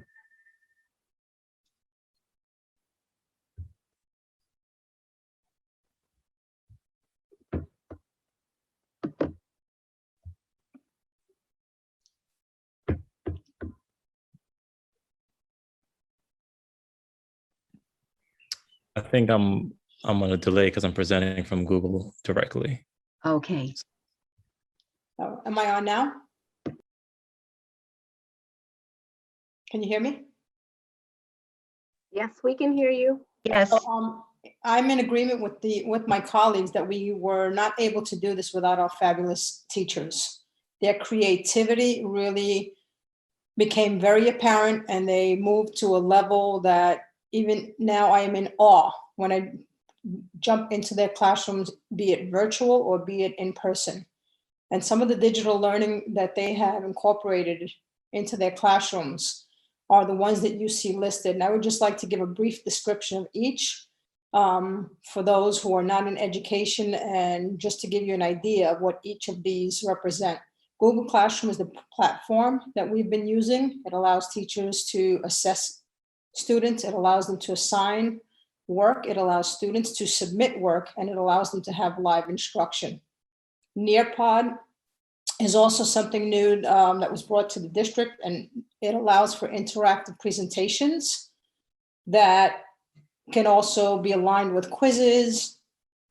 And Flipgrid is also another platform which allows the teachers to pose questions, and the students can respond in video form. So the students can present based upon a question or a prompt that the teacher delivers. And it is basically, you can give one prompt or one question, get 20 different responses from the students. YouTube is something that's pretty popular among all of us. Newsella is also a resource that we've been using for the past several years, and it will allow a teacher to assign an article on one topic in various levels. So if they are learning about Mount Rushmore, they can learn all different levels for the learners to be able to access the information. Go Noodle is something that involves the students physically, so they are very active while they're learning, and they can exercise while they're doing that. Delta Math is a platform that is really geared for the middle and high school, and allows students to practice any skills from algebra all the way up to pre-calculus and calculus. iReady is something that we've been using. It's a diagnostic tool as well as instructional tool that'll allow the teachers to individualize lessons for the students. Sora and Epic are both tools that allow for audiobooks and for reading digital books. Over 40,000 titles that are of high interest to our students. iExcel is another platform. It can go across many content areas. The majority of the teachers that are using it are math teachers, and they can allow students to practice certain skills and just continue to monitor their progress that way. BrainPop is a platform that allows for videos and quizzes and is very engaging for the students. KNEMS is a wonderful program that I was able to see, and that is geared for the special education students that allows for movement, allows for them to do yoga. And Edpuzzle is a teaching tool that allows you to put content into pre-existing videos. So you can incorporate TED videos and many other along with the lesson. Laser.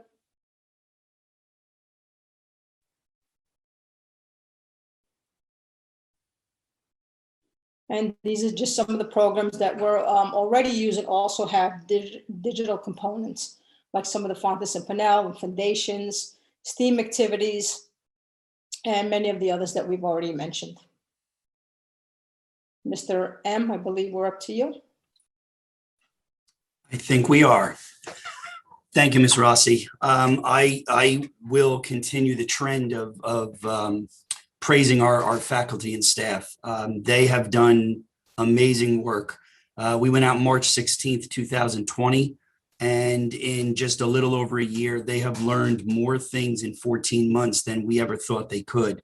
How appropriate that we're presenting tonight and talking about our teachers when not only is this Staff Appreciation Week, but today is actually the official National Teacher Day. So I don't think we could have timed this any better. They deserve all of the accolades they get, and more on top of that. They've just done a phenomenal job. I know there were some questions and talk about SEL activities. I'm going to share a couple of them tonight, not only about the learner profiles and everything else, but I'm going to talk about some of the pictures that you see. You have our little friend in the upper right corner. He is actually has a dandelion, and he looks like he's trying to blow the petals off. But that's also an SEL activity where you take a deep breath in and then you breathe out. Not sure if he actually needed that activity at that particular time, but it is definitely a good practice to breathe in through your nose and breathe out through your mouth. So thank you for that. If you go to the lower left, you see a class outside. That's a Highview second grade class taught by Ms. Martin, and they are doing an SEL activity. What you can't hear at this point is you see the tiny little Chromebook on a stool in front of the teacher. It's actually projecting the directions to the kids where they are being told to breathe in and breathe out and raise their arms and twirl their arms in a rotating circle, just to breathe and practicing breathing. But when we came back April 26th full time, our teachers have been encouraged and they've taken advantage of the outdoor learning, all different types of outdoor activities, mask breaks and learning outdoors. You can see the next picture of a class. You heard Ms. Rossi talk about KNEMS and the yoga that goes along with it. That is a yoga pose, as some of you can tell if you engage in the yoga. The kids are outside. This could be done in a gym, in a steamy, hot gym, but then it would be hot yoga. And we bring it outside, and it's just relaxing, meditative activities for the kids. And then another, the lower right, you see the students also engaging in another activity through the bank teller plastic dividers that we have on all of the desks now, which enables the students to sit 3 feet apart, but they are also engaging in meditative activities in the classroom. And then you have random acts of kindness wall, where the students are able to kind of walk by and add things to it. And if they don't understand something, they're able to talk to different staff members around the building about some of the things that they feel are a hot topic for them and they'd like to discuss. We also have bucket fillers in the lower grades. What's a bucket filler? Well, it's when somebody walks by simply and says, I love those sneakers. Those are the most awesome sneakers around, and it just makes the child feel like $1 million. You didn't do much. All you did was talk about their sneakers and how awesome they were, and that's a bucket filler. It makes that child just feel like he or she is on top of the world. If we could switch to the next slide. We're going to talk about Greenberg Cares, which was an initiative that took place at the middle high school. I'm going to ask my good friend and colleague, Matt Smith, to come back and talk a little bit about this because this is more of a high school initiative.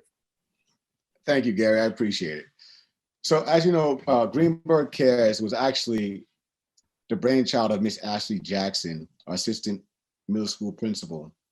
What we realized in our school during the pandemic, a lot of our parents lost employment. So in turn, they lost the opportunity to feed their families. So Ms. Jackson came up with this idea that we can possibly get donations from local supermarkets of food, non-perishable food items to donate to these families. So this has begun last year. I think our first delivery was in June of last year, and we've been going strong ever since. As you can see, the bottom right is a Feeding Westchester truck that came and delivered, I think about a dozen pallets of food. Above that are the bags that were packed by staff and some students from the National Junior Honor Society and National Honor Society. At the top middle, our staff members loaded food in their own cars to deliver to families in our community. So we truly are a school district and a school that truly cares about our community. So thank you all that have been supporting Greenberg Cares and this initiative, and we look forward to many years of giving back to our families in our community. Thank you, Mr. Smith. Laser, if we can go to the next slide, please. I have a little bit more to talk about outdoor learning. It's taking place at every school. You can see on the far left is Lee F. Jackson, and the students are spread out. It actually looks like Central Park. I'm a little jealous. They have great acreage over there, and the kids are learning in the grass. The teachers are teaching, and it's not only are they learning outside, which is different from what they used to do, it's also giving them fresh air. It gives them an opportunity to take their masks off and get a mask break. And if the class is completely live and there are no remote students, it takes them away from the Chromebook. It said, leave the laptop inside, let's go outside and let's learn outside the way they used to do way back when. So it's really just a wonderful opportunity to engage in activities that we quite honestly may not have ever thought of if it wasn't for the unfortunate pandemic that rolled through. The middle picture is Highview Playground.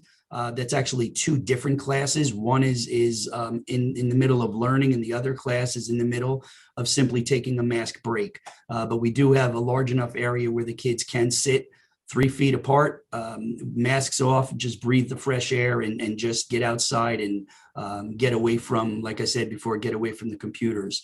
The other picture you can see above that's a little guy and taking advantage from ECP, taking advantage of being outside maskless. It's a wonderful sight. And then finally, our last picture is a giant size Connect 4 board, which RJ Bailey has a couple and Highview School has a couple as well. Both of the schools bring those out for recess. The kids get a chance to play. And again, it's fun competition, but at the same time, it gets them outside enjoying some nice weather. I had a parent coffee last week, and one of the things that I had mentioned was the outdoor learning and outdoor dining. See, New York City, they think they've got it all, outdoor dining. We're doing it now too. We have outdoor dining. We brought out lunch tables. They're in our parking lot. We put the cones out. There's no traffic. The kids are having lunch in the outside outside of the cafeteria in the parking lot. And a mom had put in the chat during my parent coffee, "That's a great idea, Mr. M. Can you do more than one table at a time?" I said, "Well, I'm not sure. I don't know if we have the space. I'll see what we can do." By the time we hung up with her, I went downstairs and spoke to Mr. Polino. Next thing you know, boom, 2 tables. So now we have 2 tables worth of outdoor dining. It's still 1 class per day, but there is enough space out there and the kids are loving it. So if you are a Highview parent, ask your child about outdoor dining. They go out at least once a week, if not twice.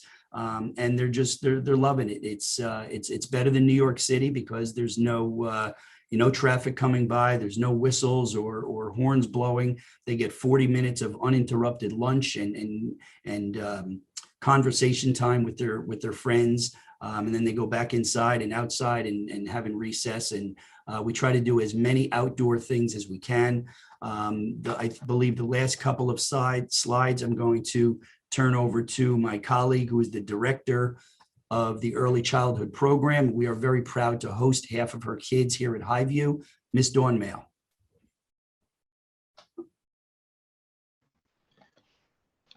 Good evening to our Board of Education, our Board President, Antoinette Darden-Citron, our Superintendent, Dr. Chase, our Assistant Superintendent, Dr. Reynolds, and our Assistant Superintendent of Business, Lisa Raymond. During the pandemic, with us being fully remote, prior to that, let me just talk about prior. We had an awesome partnership with our communities. We're not just talking Greenburgh, we're talking adjacent to Greenburgh. We have partnerships with community partnerships within Elmsford. We have community partnerships just right outside of our walls with White Plains. But Greenburgh's partnership within our community has provided an enrichment to our curriculum. It has provided our children the live richness of what the curriculum teaches, such as science. Greenburgh Nature Center. Greenburgh Nature Center has provided science. We're talking from ECP clean through. Okay, Lee F. Jackson, Highview, R.J. Bailey, Woodlands Middle School, High School. It amazed me. And Gary, I want to thank you for hosting us. But I went outside and we had the children in the play yard, and the Greenburgh Nature Center was there, and I saw these prefab boxes. And I know in science with the children, they were planting. And I went over and I had a conversation with the young lady from the Greenburgh Nature Center. And I was talking to some of the Highview staff and the children. It was amazing to see how we can move from a pandemic that shut us down, took away all of this, okay? But now we're starting to reopen. And even with us starting to reopen, you can see that the creativity, and along with my colleagues, I have to shout out our teachers. The teachers have been fabulous. Our teachers, our teaching assistants. I know at ECP, you know, we have, I have faculty and staff that work directly with heads in the community-based organizations. It has been awesome to see how the Food Bank of Westchester have provided. What's collaborative this year, what's different, is that the Food Bank of Westchester, we've always had the Food Bank of Westchester at ECP, but they've also participated in the other buildings. But the Food Bank of Westchester, what was awesome this year was to get a call from my colleague, Ashley Jackson, to say, we have the bags already packed up. Versus started out at RJ Bailey. We have the stuff, we have everything packed up.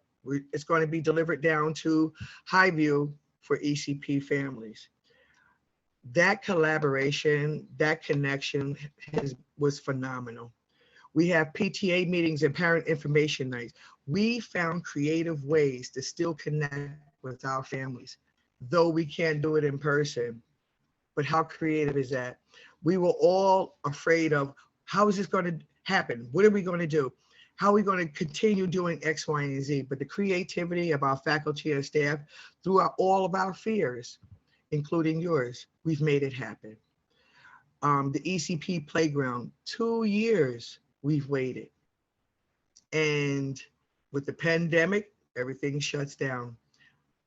And to see the Highview playground being built for our students, okay? It is, and what's amazing, it's not even just Highview. I mean, ECP is up in there as well. ECP, the structure is made where the teachers are out there supervising, but our little people are on that structure. And to know at Lee F. Jackson, ECP at Lee F. Jackson, Patricia, you are phenomenal. She kept shooting me pictures. Look what's happening. The ground is breaking. And then Mr. Falcone, it's going to happen. The guys are going to get there. To slowly see where it is today. that now they just have to clean out the grass from the ground and put the wood chips in and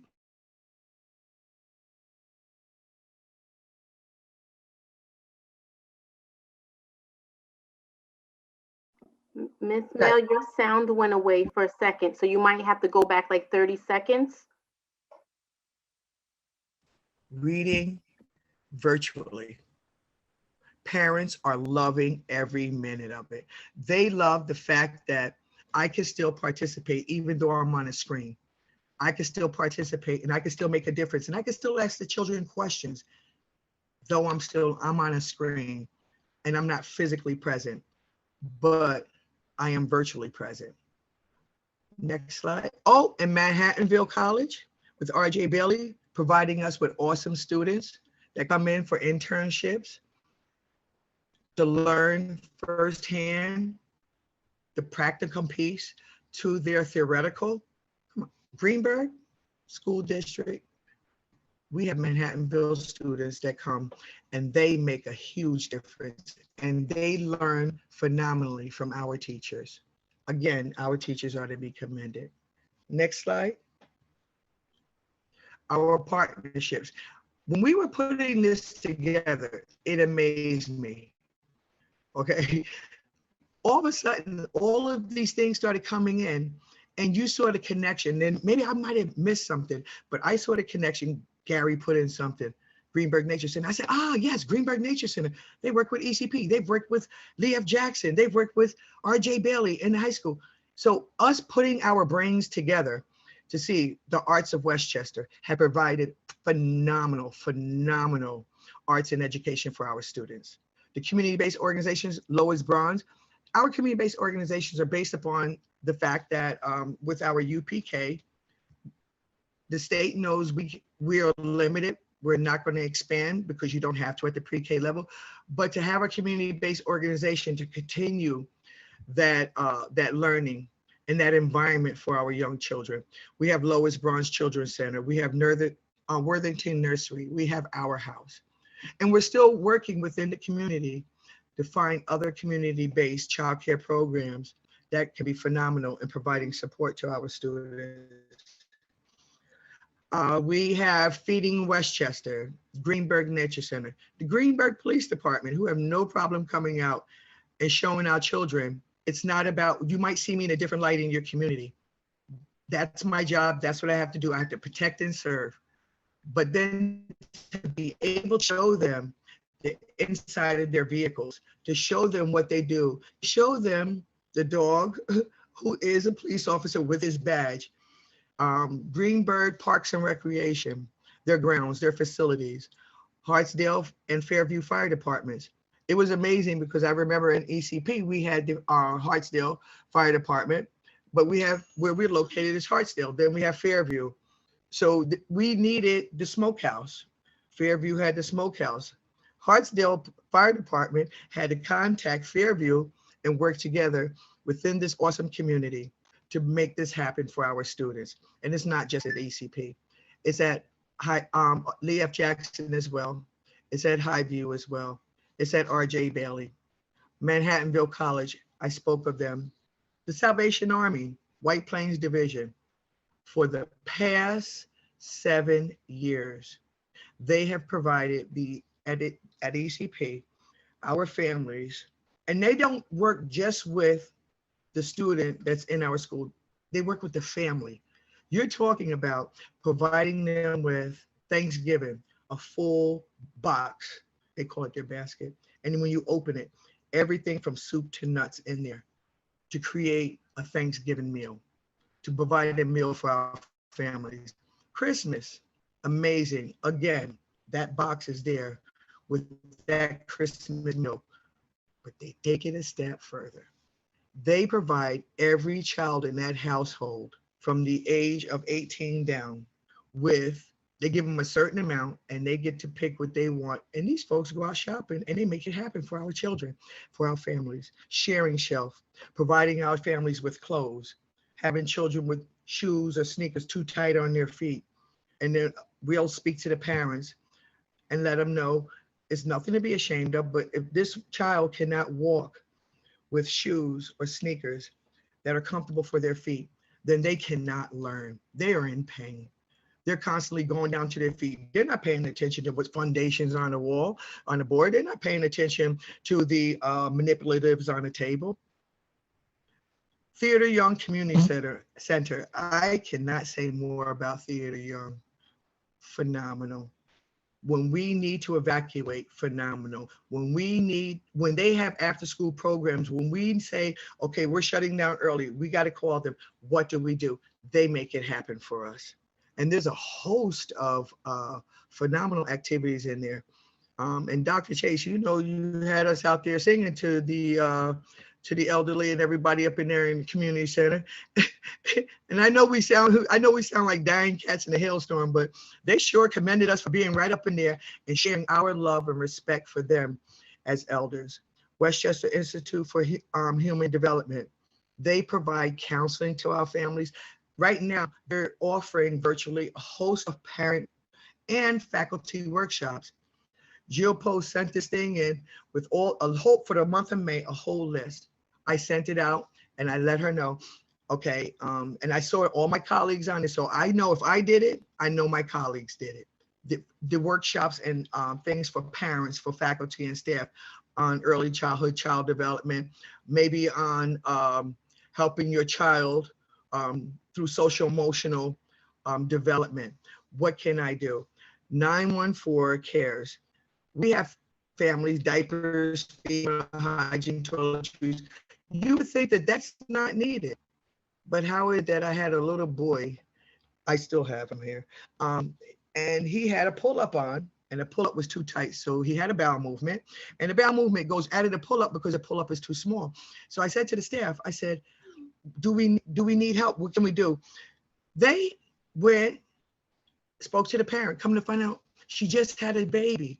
It was cheaper for her to buy a pack of pull-ups that for the smaller ones for her son, because there was plenty of them in there. She couldn't afford it.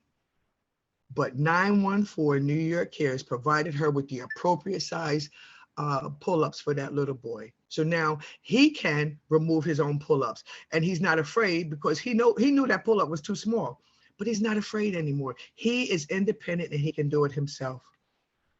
So when we talk about our partnerships, we commend our partnerships. We cannot do what we do with our partnerships if it wasn't for our faculty and staff, and if it wasn't for the support of our superintendent, our assistant superintendents, and our Board of Education to say all these partnerships make a difference. Hartsdale Rotary Club, talking to the folks in the Hartsdale Rotary Club, I enjoy sitting there talking to the elders, and they have a lot of good stories. Yes, with that said, I truly appreciate thank you, you listening and being there for us. Thank you. Thank you. Thank you very much. Thank you, everyone. Okay, thank you everyone for to all the administrators for coming and presenting some updates and telling us all what's going on in the schools. Thank you.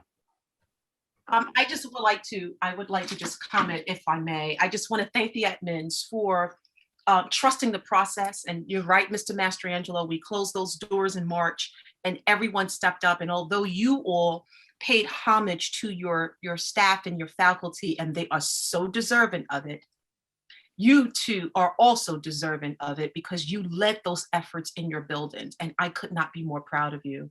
So to each and every one of you, I thank you for your dedication, your commitment. Thank you, Dr. Chase. Thank you, Dr. Chase. Thank you, Dr. Chase. Truly appreciate it. Thank you, Dr. Chase. Tracy Mears. I don't know if Dr. Reynolds wants to go first. I don't want to cut him off. It's okay, I hadn't started, but thank you very much for the opportunity. I just wanted to echo Dr. Chase and just bring thanks and praise to my colleagues. It is such a pleasure to work with such a unified team of professionals and leaders. And it is evident that our children are destined for greatness because of the leadership that helps to usher them through their daily interactions and learning.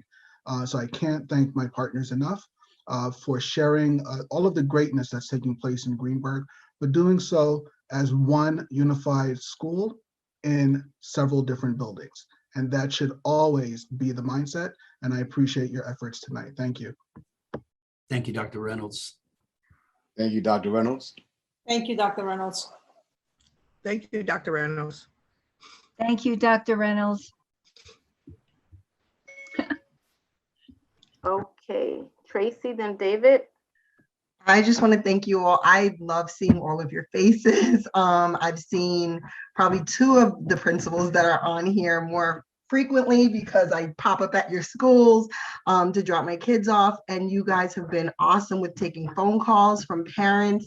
I know this has been an extremely difficult year, and we have all had to be overly compassionate with one another. And by that, I mean you guys being compassionate with the parents and with the community, because it's been extremely difficult all around.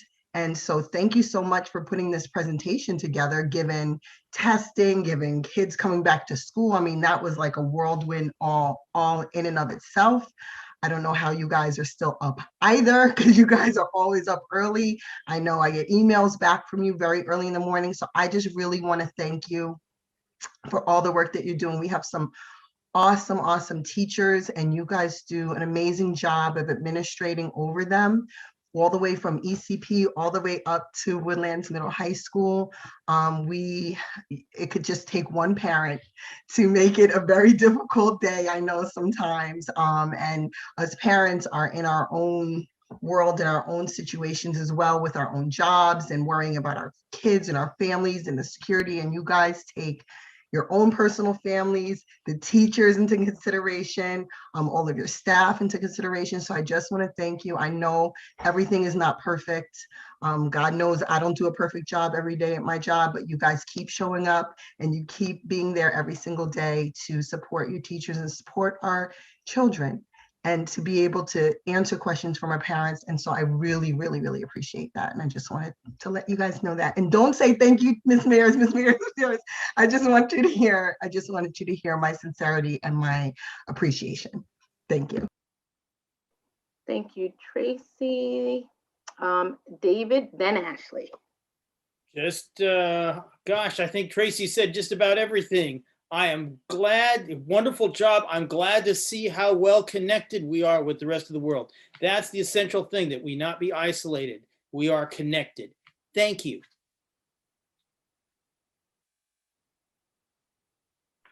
Thank you, David. Ashley? I'm going to keep it really brief because it's starting to get late and you guys have had a long day. So thank you for everything you've done. We greatly appreciate it. Terry? Job well done.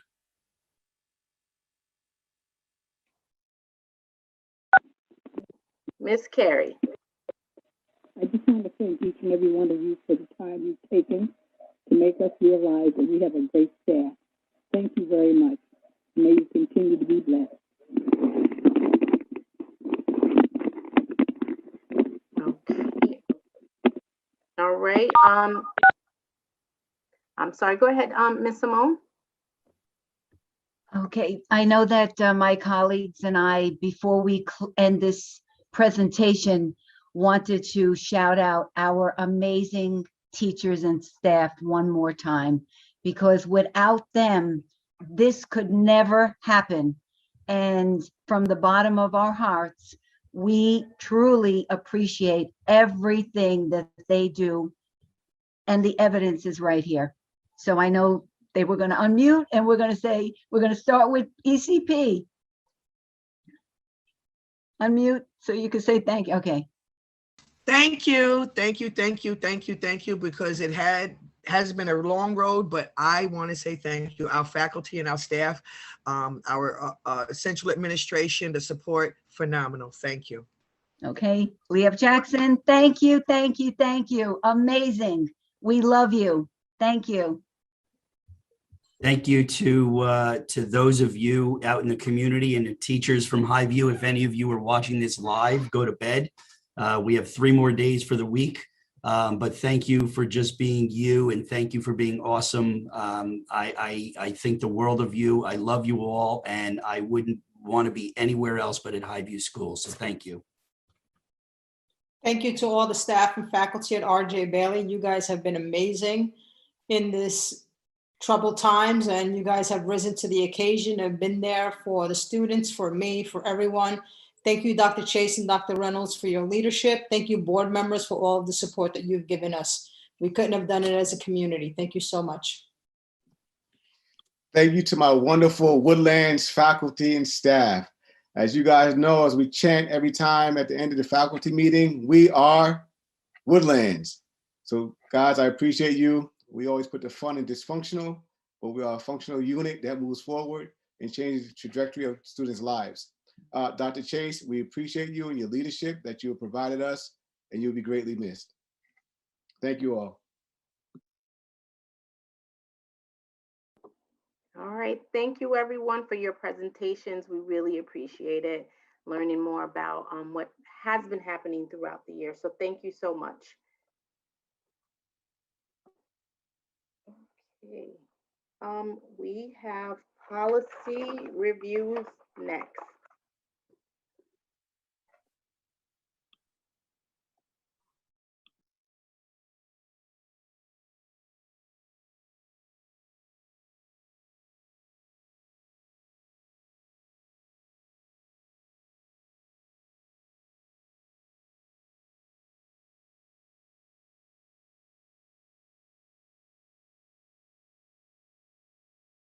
Antoinette, I think you're muted, and David's hand is up. Yes, David. Okay, I'm good with all the policies except for 7410. Does anybody have anything they want to talk about prior to 7410? Which is extracurricular activities.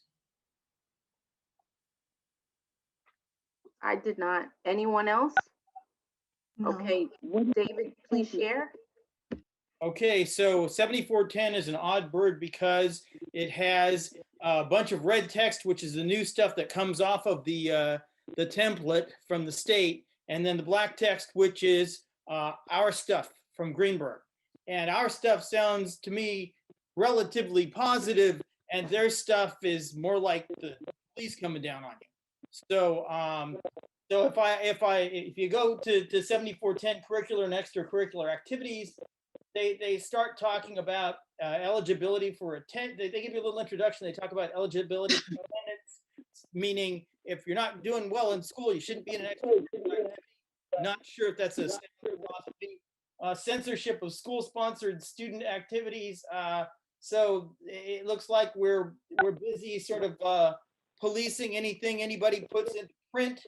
I think we already have in our existing text that the clubs have to have administrative approval in order to continue to exist. So I think we have enough control. I don't think we have a limited open forum. I'm just looking at this and saying, why don't we just stick with what we've got? If anybody wants to come back down on the other side of that, I'd like to hear their justification.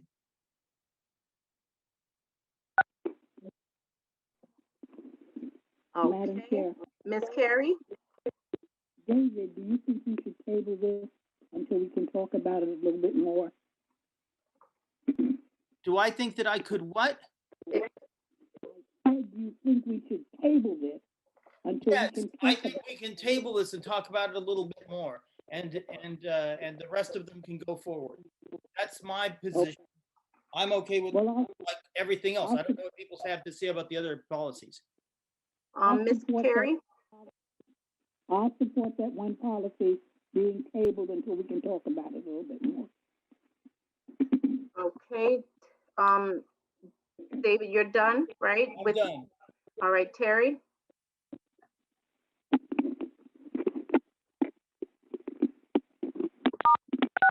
Terry, was your hand up? Maybe this is from before? Okay. So are we okay if anybody against tabling that policy? All right. Okay. Any other questions or any thoughts on any of the other policies? All right, so now we're up to committee reports.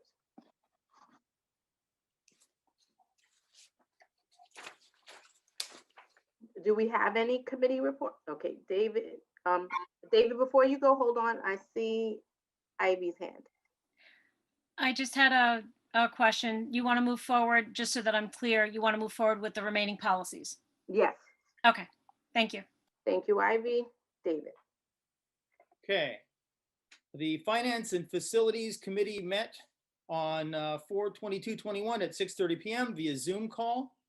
Attendees included David Warner, Ashley Pineda, Tanya Dragic, Lisa Raymond, Amy Ashley Moore, Michael Falcone, Laser Alert, Fred Seba, Jim Wadick, Jessica Muldoon, Chris Fallon, Steve Morton, Katie McGee, Dr. Carol Allen, and Walter Simon. We discussed 1, implementation of full-time in-person instruction options for elementary school students beginning 4/26 and for secondary school students beginning 5/3. That has now come to pass. 2, progress on the ECP main building short-term fixes. Carpentry and pest control efforts were in progress, and an engineer was working on specifications for the heating fixes. 3, new playground equipment status. Leah Jackson was partially complete. Highview was complete. You just saw some slides of that. And the ground was cleared for RJ Bailey. 4, RJ Bailey completed projects, including the gym ventilation, the brick pointing near the roof, the steam pipe leak fix, the 16-foot fence by the basketball backstop, and the Riley Pond cleanup. Those are all done. 5, the need for evergreen shrubs along the border between RJ Bailey and the car wash. This is a visual issue more than a noise issue and is the financial responsibility of the car wash. Please note, since the meeting, Antoinette Darden-Cintron and Tracy Mears have checked noise levels while the car wash was in operation, and Dr. Dragic met with Garrett Duquesne of the town of Greenberg regarding the evergreen plantings. 6, at Woodlands, the new outdoor freezer has arrived. The design for the security vestibules has been finalized, and Carlos Ramirez is working on the Smart Schools funding application process with a target of June for approval. I understand that Smart Schools money is approved in batches, so we got to make the June batch. Okay. 7, per BBS, NYSED finally approved the mansion roof fix project on 4/21/21. You may recall that the Board of Education approved the scope of work for this project back on May 26, 2020. Depending on whether we're using repair reserve funds for the project, we may need another public hearing. We'll see how that all pans out. Number 8, the proposed 2021-22 budget. Lisa Raymond gave a presentation on this topic.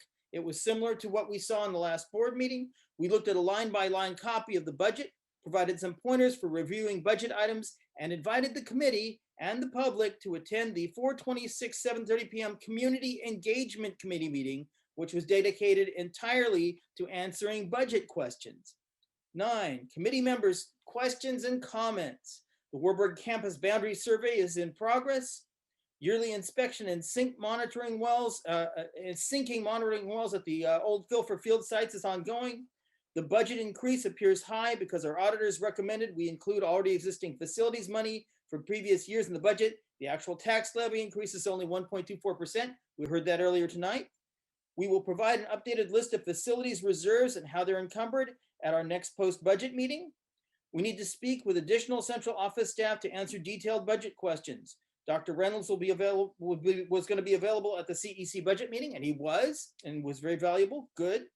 The American Rescue Plan Act funding is not part of the proposed budget, as it will not be in the general fund. It's in a separate federal fund. In future budgets, the Board of Education should maintain conference funding to provide professional development for board members. That's feedback from the committee. Okay. The meeting adjourned at 8:15 p.m. The next meeting of the Finance and Facilities Committee is this Saturday at 10 a.m. via Zoom. We will dedicate the meeting to answering questions about the budget. I've been trying to get some additional administrators to come and give a little 5-minute reports on their departments. So far, Frank Gunn from the Transportation Department is coming. There are other invitations outstanding. We'll see what we can get to have happen. That's 10 a.m. Saturday. I'll post it. Thank you.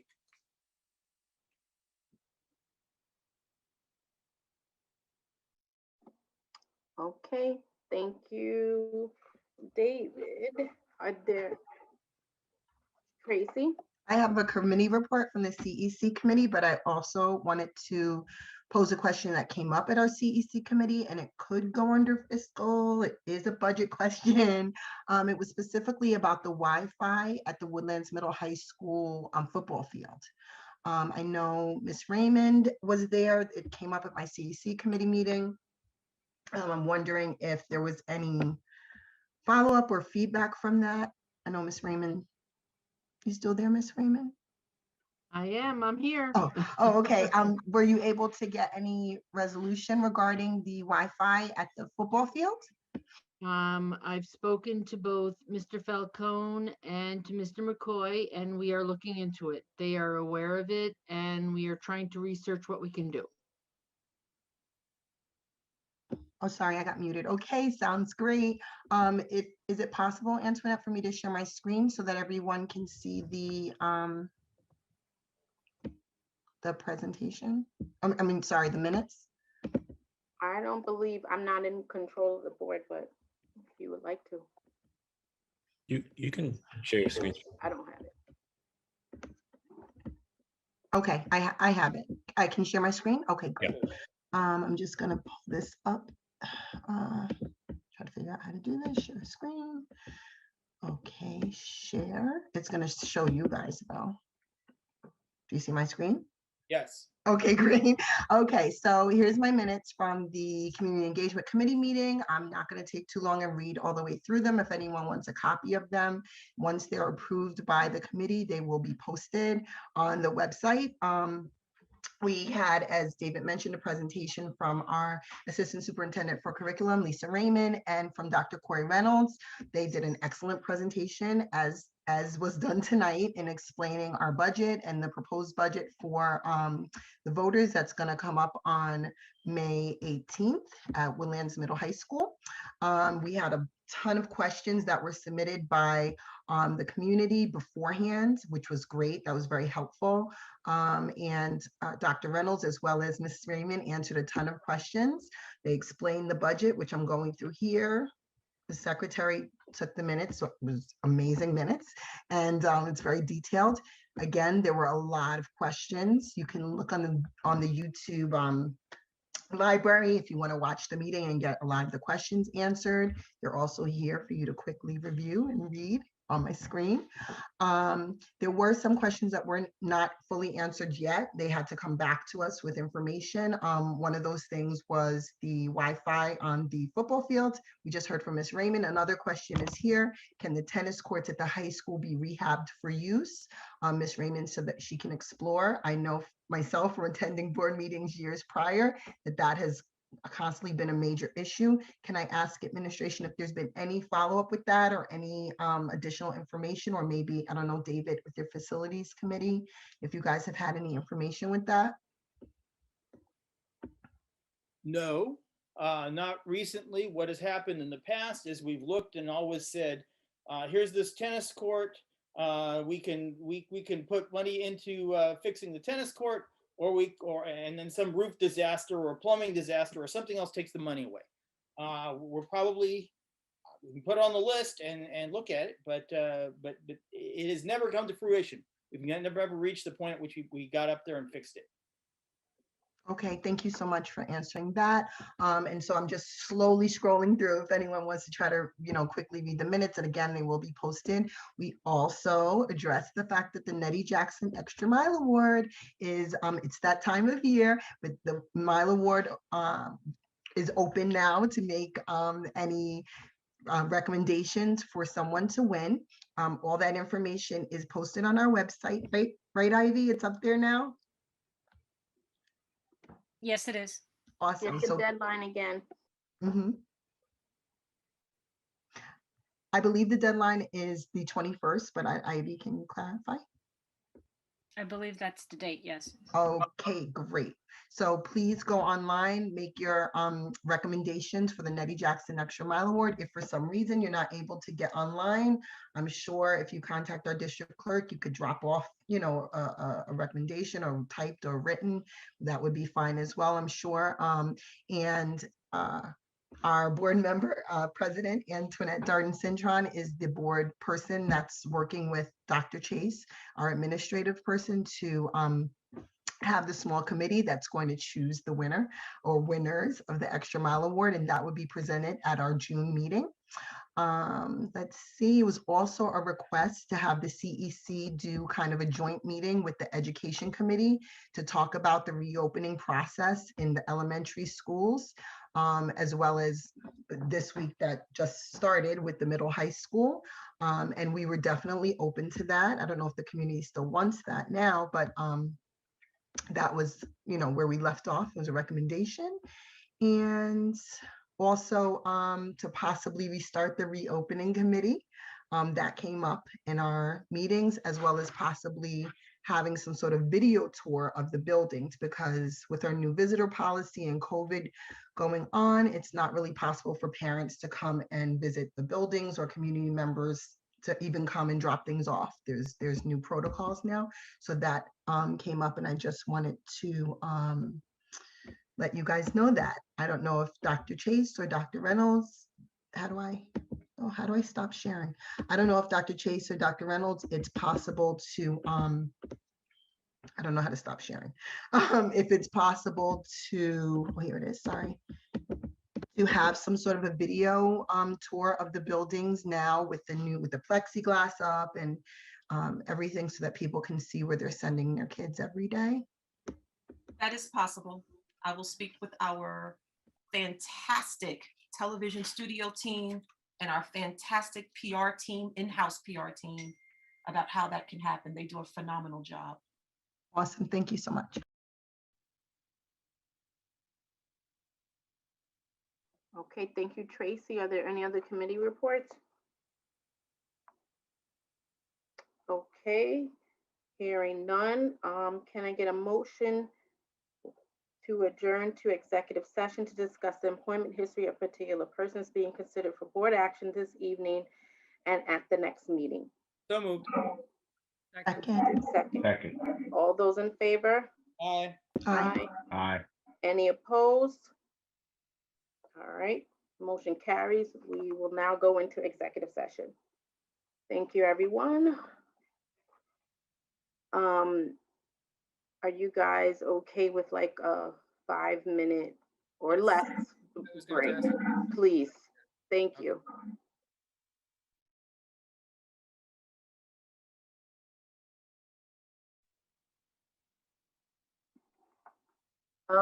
Steve, Laser, are you guys, we stopped live, right?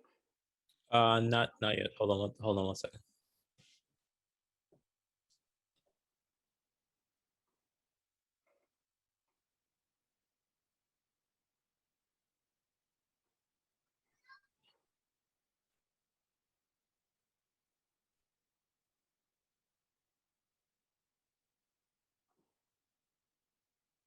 It's 9 o'clock. Who did that? Okay.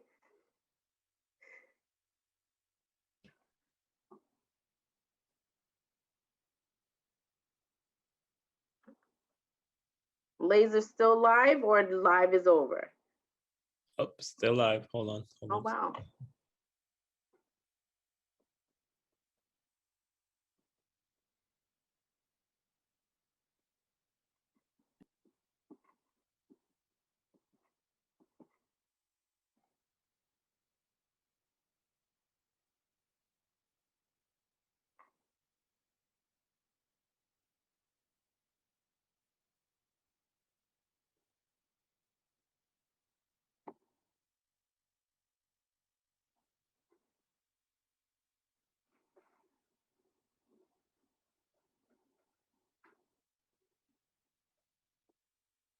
Are we good?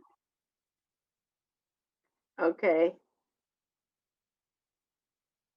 I was just trying to see if we were no longer live, and so we've been waiting.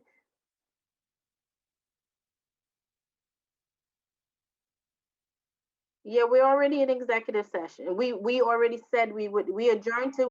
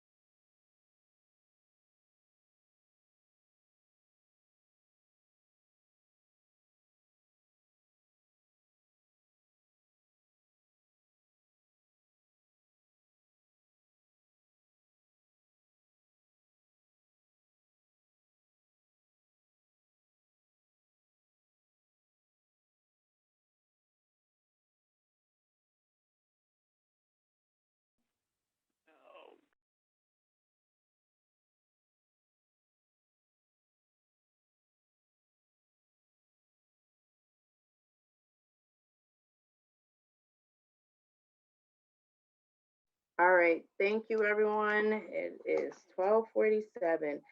Do I have any questions?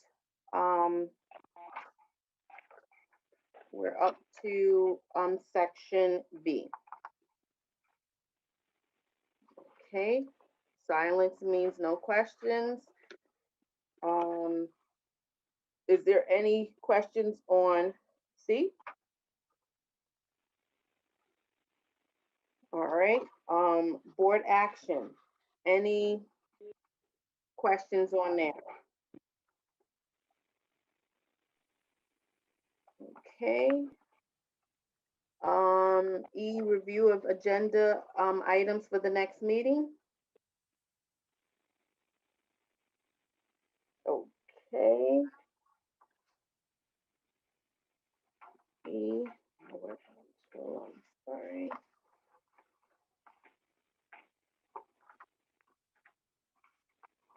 All right, that was E. That leaves us with F.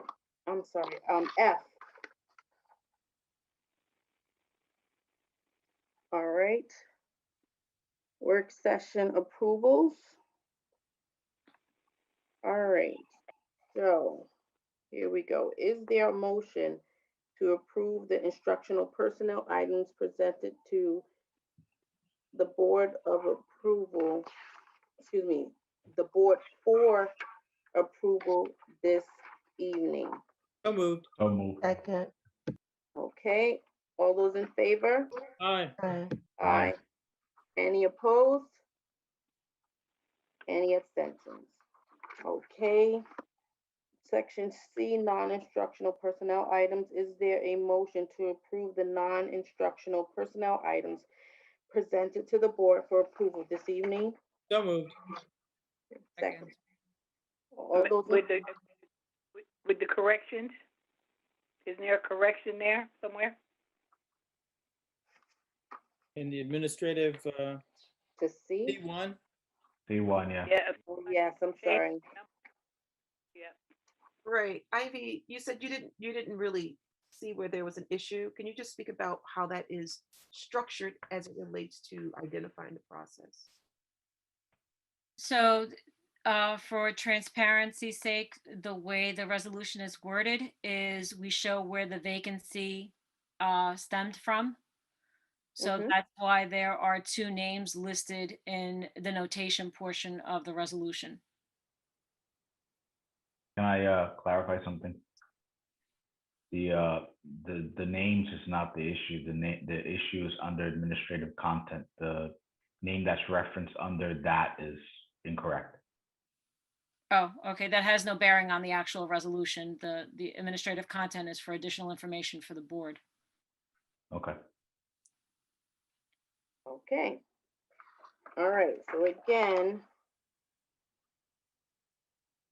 all those in favor? Aye. Aye. Any opposed? Any abstentions? Okay. Section D, board action items. Is there a motion to approve the board action items presented to the board for approval this evening? So moved. There's second. All those in favor? Aye. Aye. Any opposed? Okay, hearing none. New business. Is there anyone with new business? Sure. David? Wait, Ivy seems to have her hand up. I'm sorry. Well, that was in reference to the appeal. Oh. Which one? The new business. Yes, Ivy. No, that there's you have to do the resolution. Oh, and then come back to I gotta go back. I'm sorry. I gotta pull it up again, Ivy. Oh, please come back.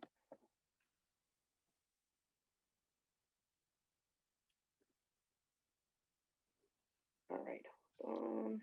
Let's see.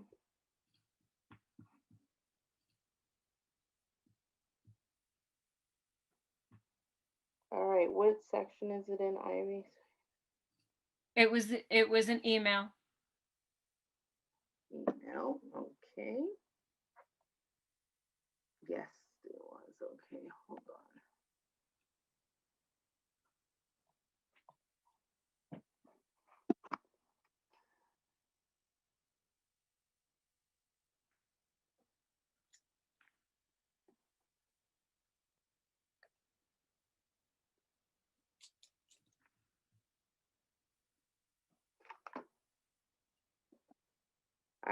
Ivy, what time was that one again?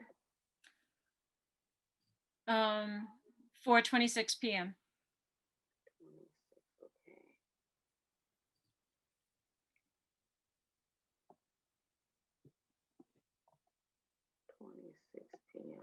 Okay. PM.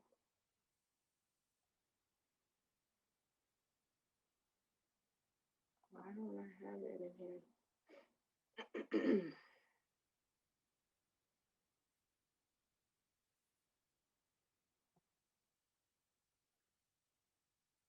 Okay, got it. Okay. All right. So for new business, be it resolved that the Board of Education of Greenberg Central School District hereby denies the appeal of Mr. John Puthmana regarding his April 21st, 2021 Freedom of Information Law FOIL request, and be it further resolved that Mr. Puthmana shall be provided with the board's determination in writing. So moved. Thank you. Is there a second? Second. All those in favor? Aye. Aye. Aye. Aye. Any opposed? Any abstentions? Okay, the motion carries. Is there any other new business? I think, David, you said. Just, I Ivy, I'm apologize. sorry. What, That's I fine, Ivy. apologize. Go Um, ahead. Do you want to amend the resolution from the last meeting with respect to the vendor regarding that annual fee? Yes, yes. I have the information if you just want me to state it. Yep. Thank you. Okay, it would be a motion to amend the resolution, the April 20th, 2021 resolution noted as board action item F8. To amend the fee, the annual fee to read subsequent annual fee of 2,100. So moved. What? Am I That would supposed be to the move it? following year's fee. Is it supposed to be moved or what? All right. So, Ivy, I'm reading this again. Am I correct? You can. Oh, you can. I just want to get the writing right. So that's why I'm asking, because I'm trying to take notes on what you're saying. Okay, so I have, it will be a motion to amend the April 2021. And this is board action items also? Board action item F8. I got that. Action item F8. To read that the subsequent annual fee will be 2,100. Subsequent annual fee will be 2,100. 21, right? Yes. 100. Okay. So I need a motion to amend the April 2021 board action item F8 for the subsequent annual fee of $2,100. I'm sorry. Hold on. I'm sorry. It was moved. Is there a second? Second. Okay, Discussion, please. discussion. Thank you. Go ahead. And who's the vendor on this one? Civic Plus. Okay, great. Thank you. Just wanted to be sure. Okay. So all those in favor? Aye. Aye. Any? Aye. Any opposed? Opposed? Opposed. Any abstentions? The motion carries. Is there any other new business? Thank you, Ivy. Sure. David? We have a letter in our recent packet asking that we name the football field after Eddie Eller, who apparently, according to a retired custodian built the field and was the first African-American director of facilities. So that's a request. So I guess that's a research project for the administration to go find out a little bit more about that and see if we can do that. And then these. Wait, David, hold on. So what's the normal, I mean, I'm assuming, like, what's the normal process with that when you do want to name someone to any building or any, part of the facilities? I think we have to pass a resolution on it. I think there may even be a policy about that, but yeah, we can name things. Okay, I'm just curious about the process itself. And then we announce it, and usually there'll be a plaque somewhere to commemorate it, right? You have to figure out where do you put the plaque. And then, in that case, you've got the press box I think it was Fred Baxter. So you've got to figure out how to differentiate the field from the press box and all of that. So somebody has to do a little legwork on it. Who's the facility?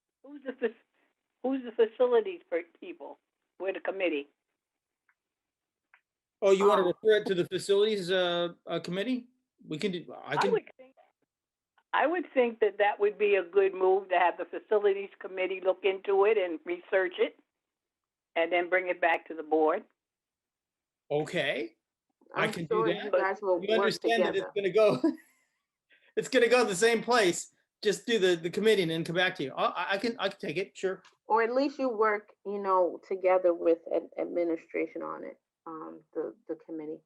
Okay. Thank you, David.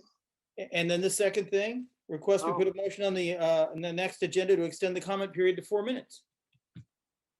Yes, I would like that. We can put it on there.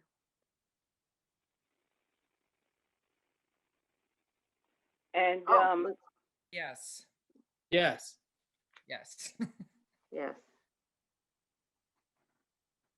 Antoinette, I would like us to revisit having board meetings in person. Okay. I mean, it's 1 o'clock in the morning. I was just about to say revisiting now, or can it be for? No, I mean for like the next meeting to actually have it as a discussion. It's 1 o'clock in the morning, so I don't necessarily want us to do it now, but I understand that some board members may need to be home and that the address would have to be, Okay, so the next meeting we'll discuss. I would like also to have that letter put on the agenda because I want you all to look at that letter that I received in the mail. Thank you. Is there anything else? Hearing none, can I get it is 1:01. Can I get a motion to adjourn the meeting? Move. Is there a second? Second. All those in favor? Aye. Aye. Any opposed? Any extensions? Good night, everyone. Good night. Thanks for your service. Have a good night. Good night. Steve, Laser, thank you guys. Ivy, everyone else.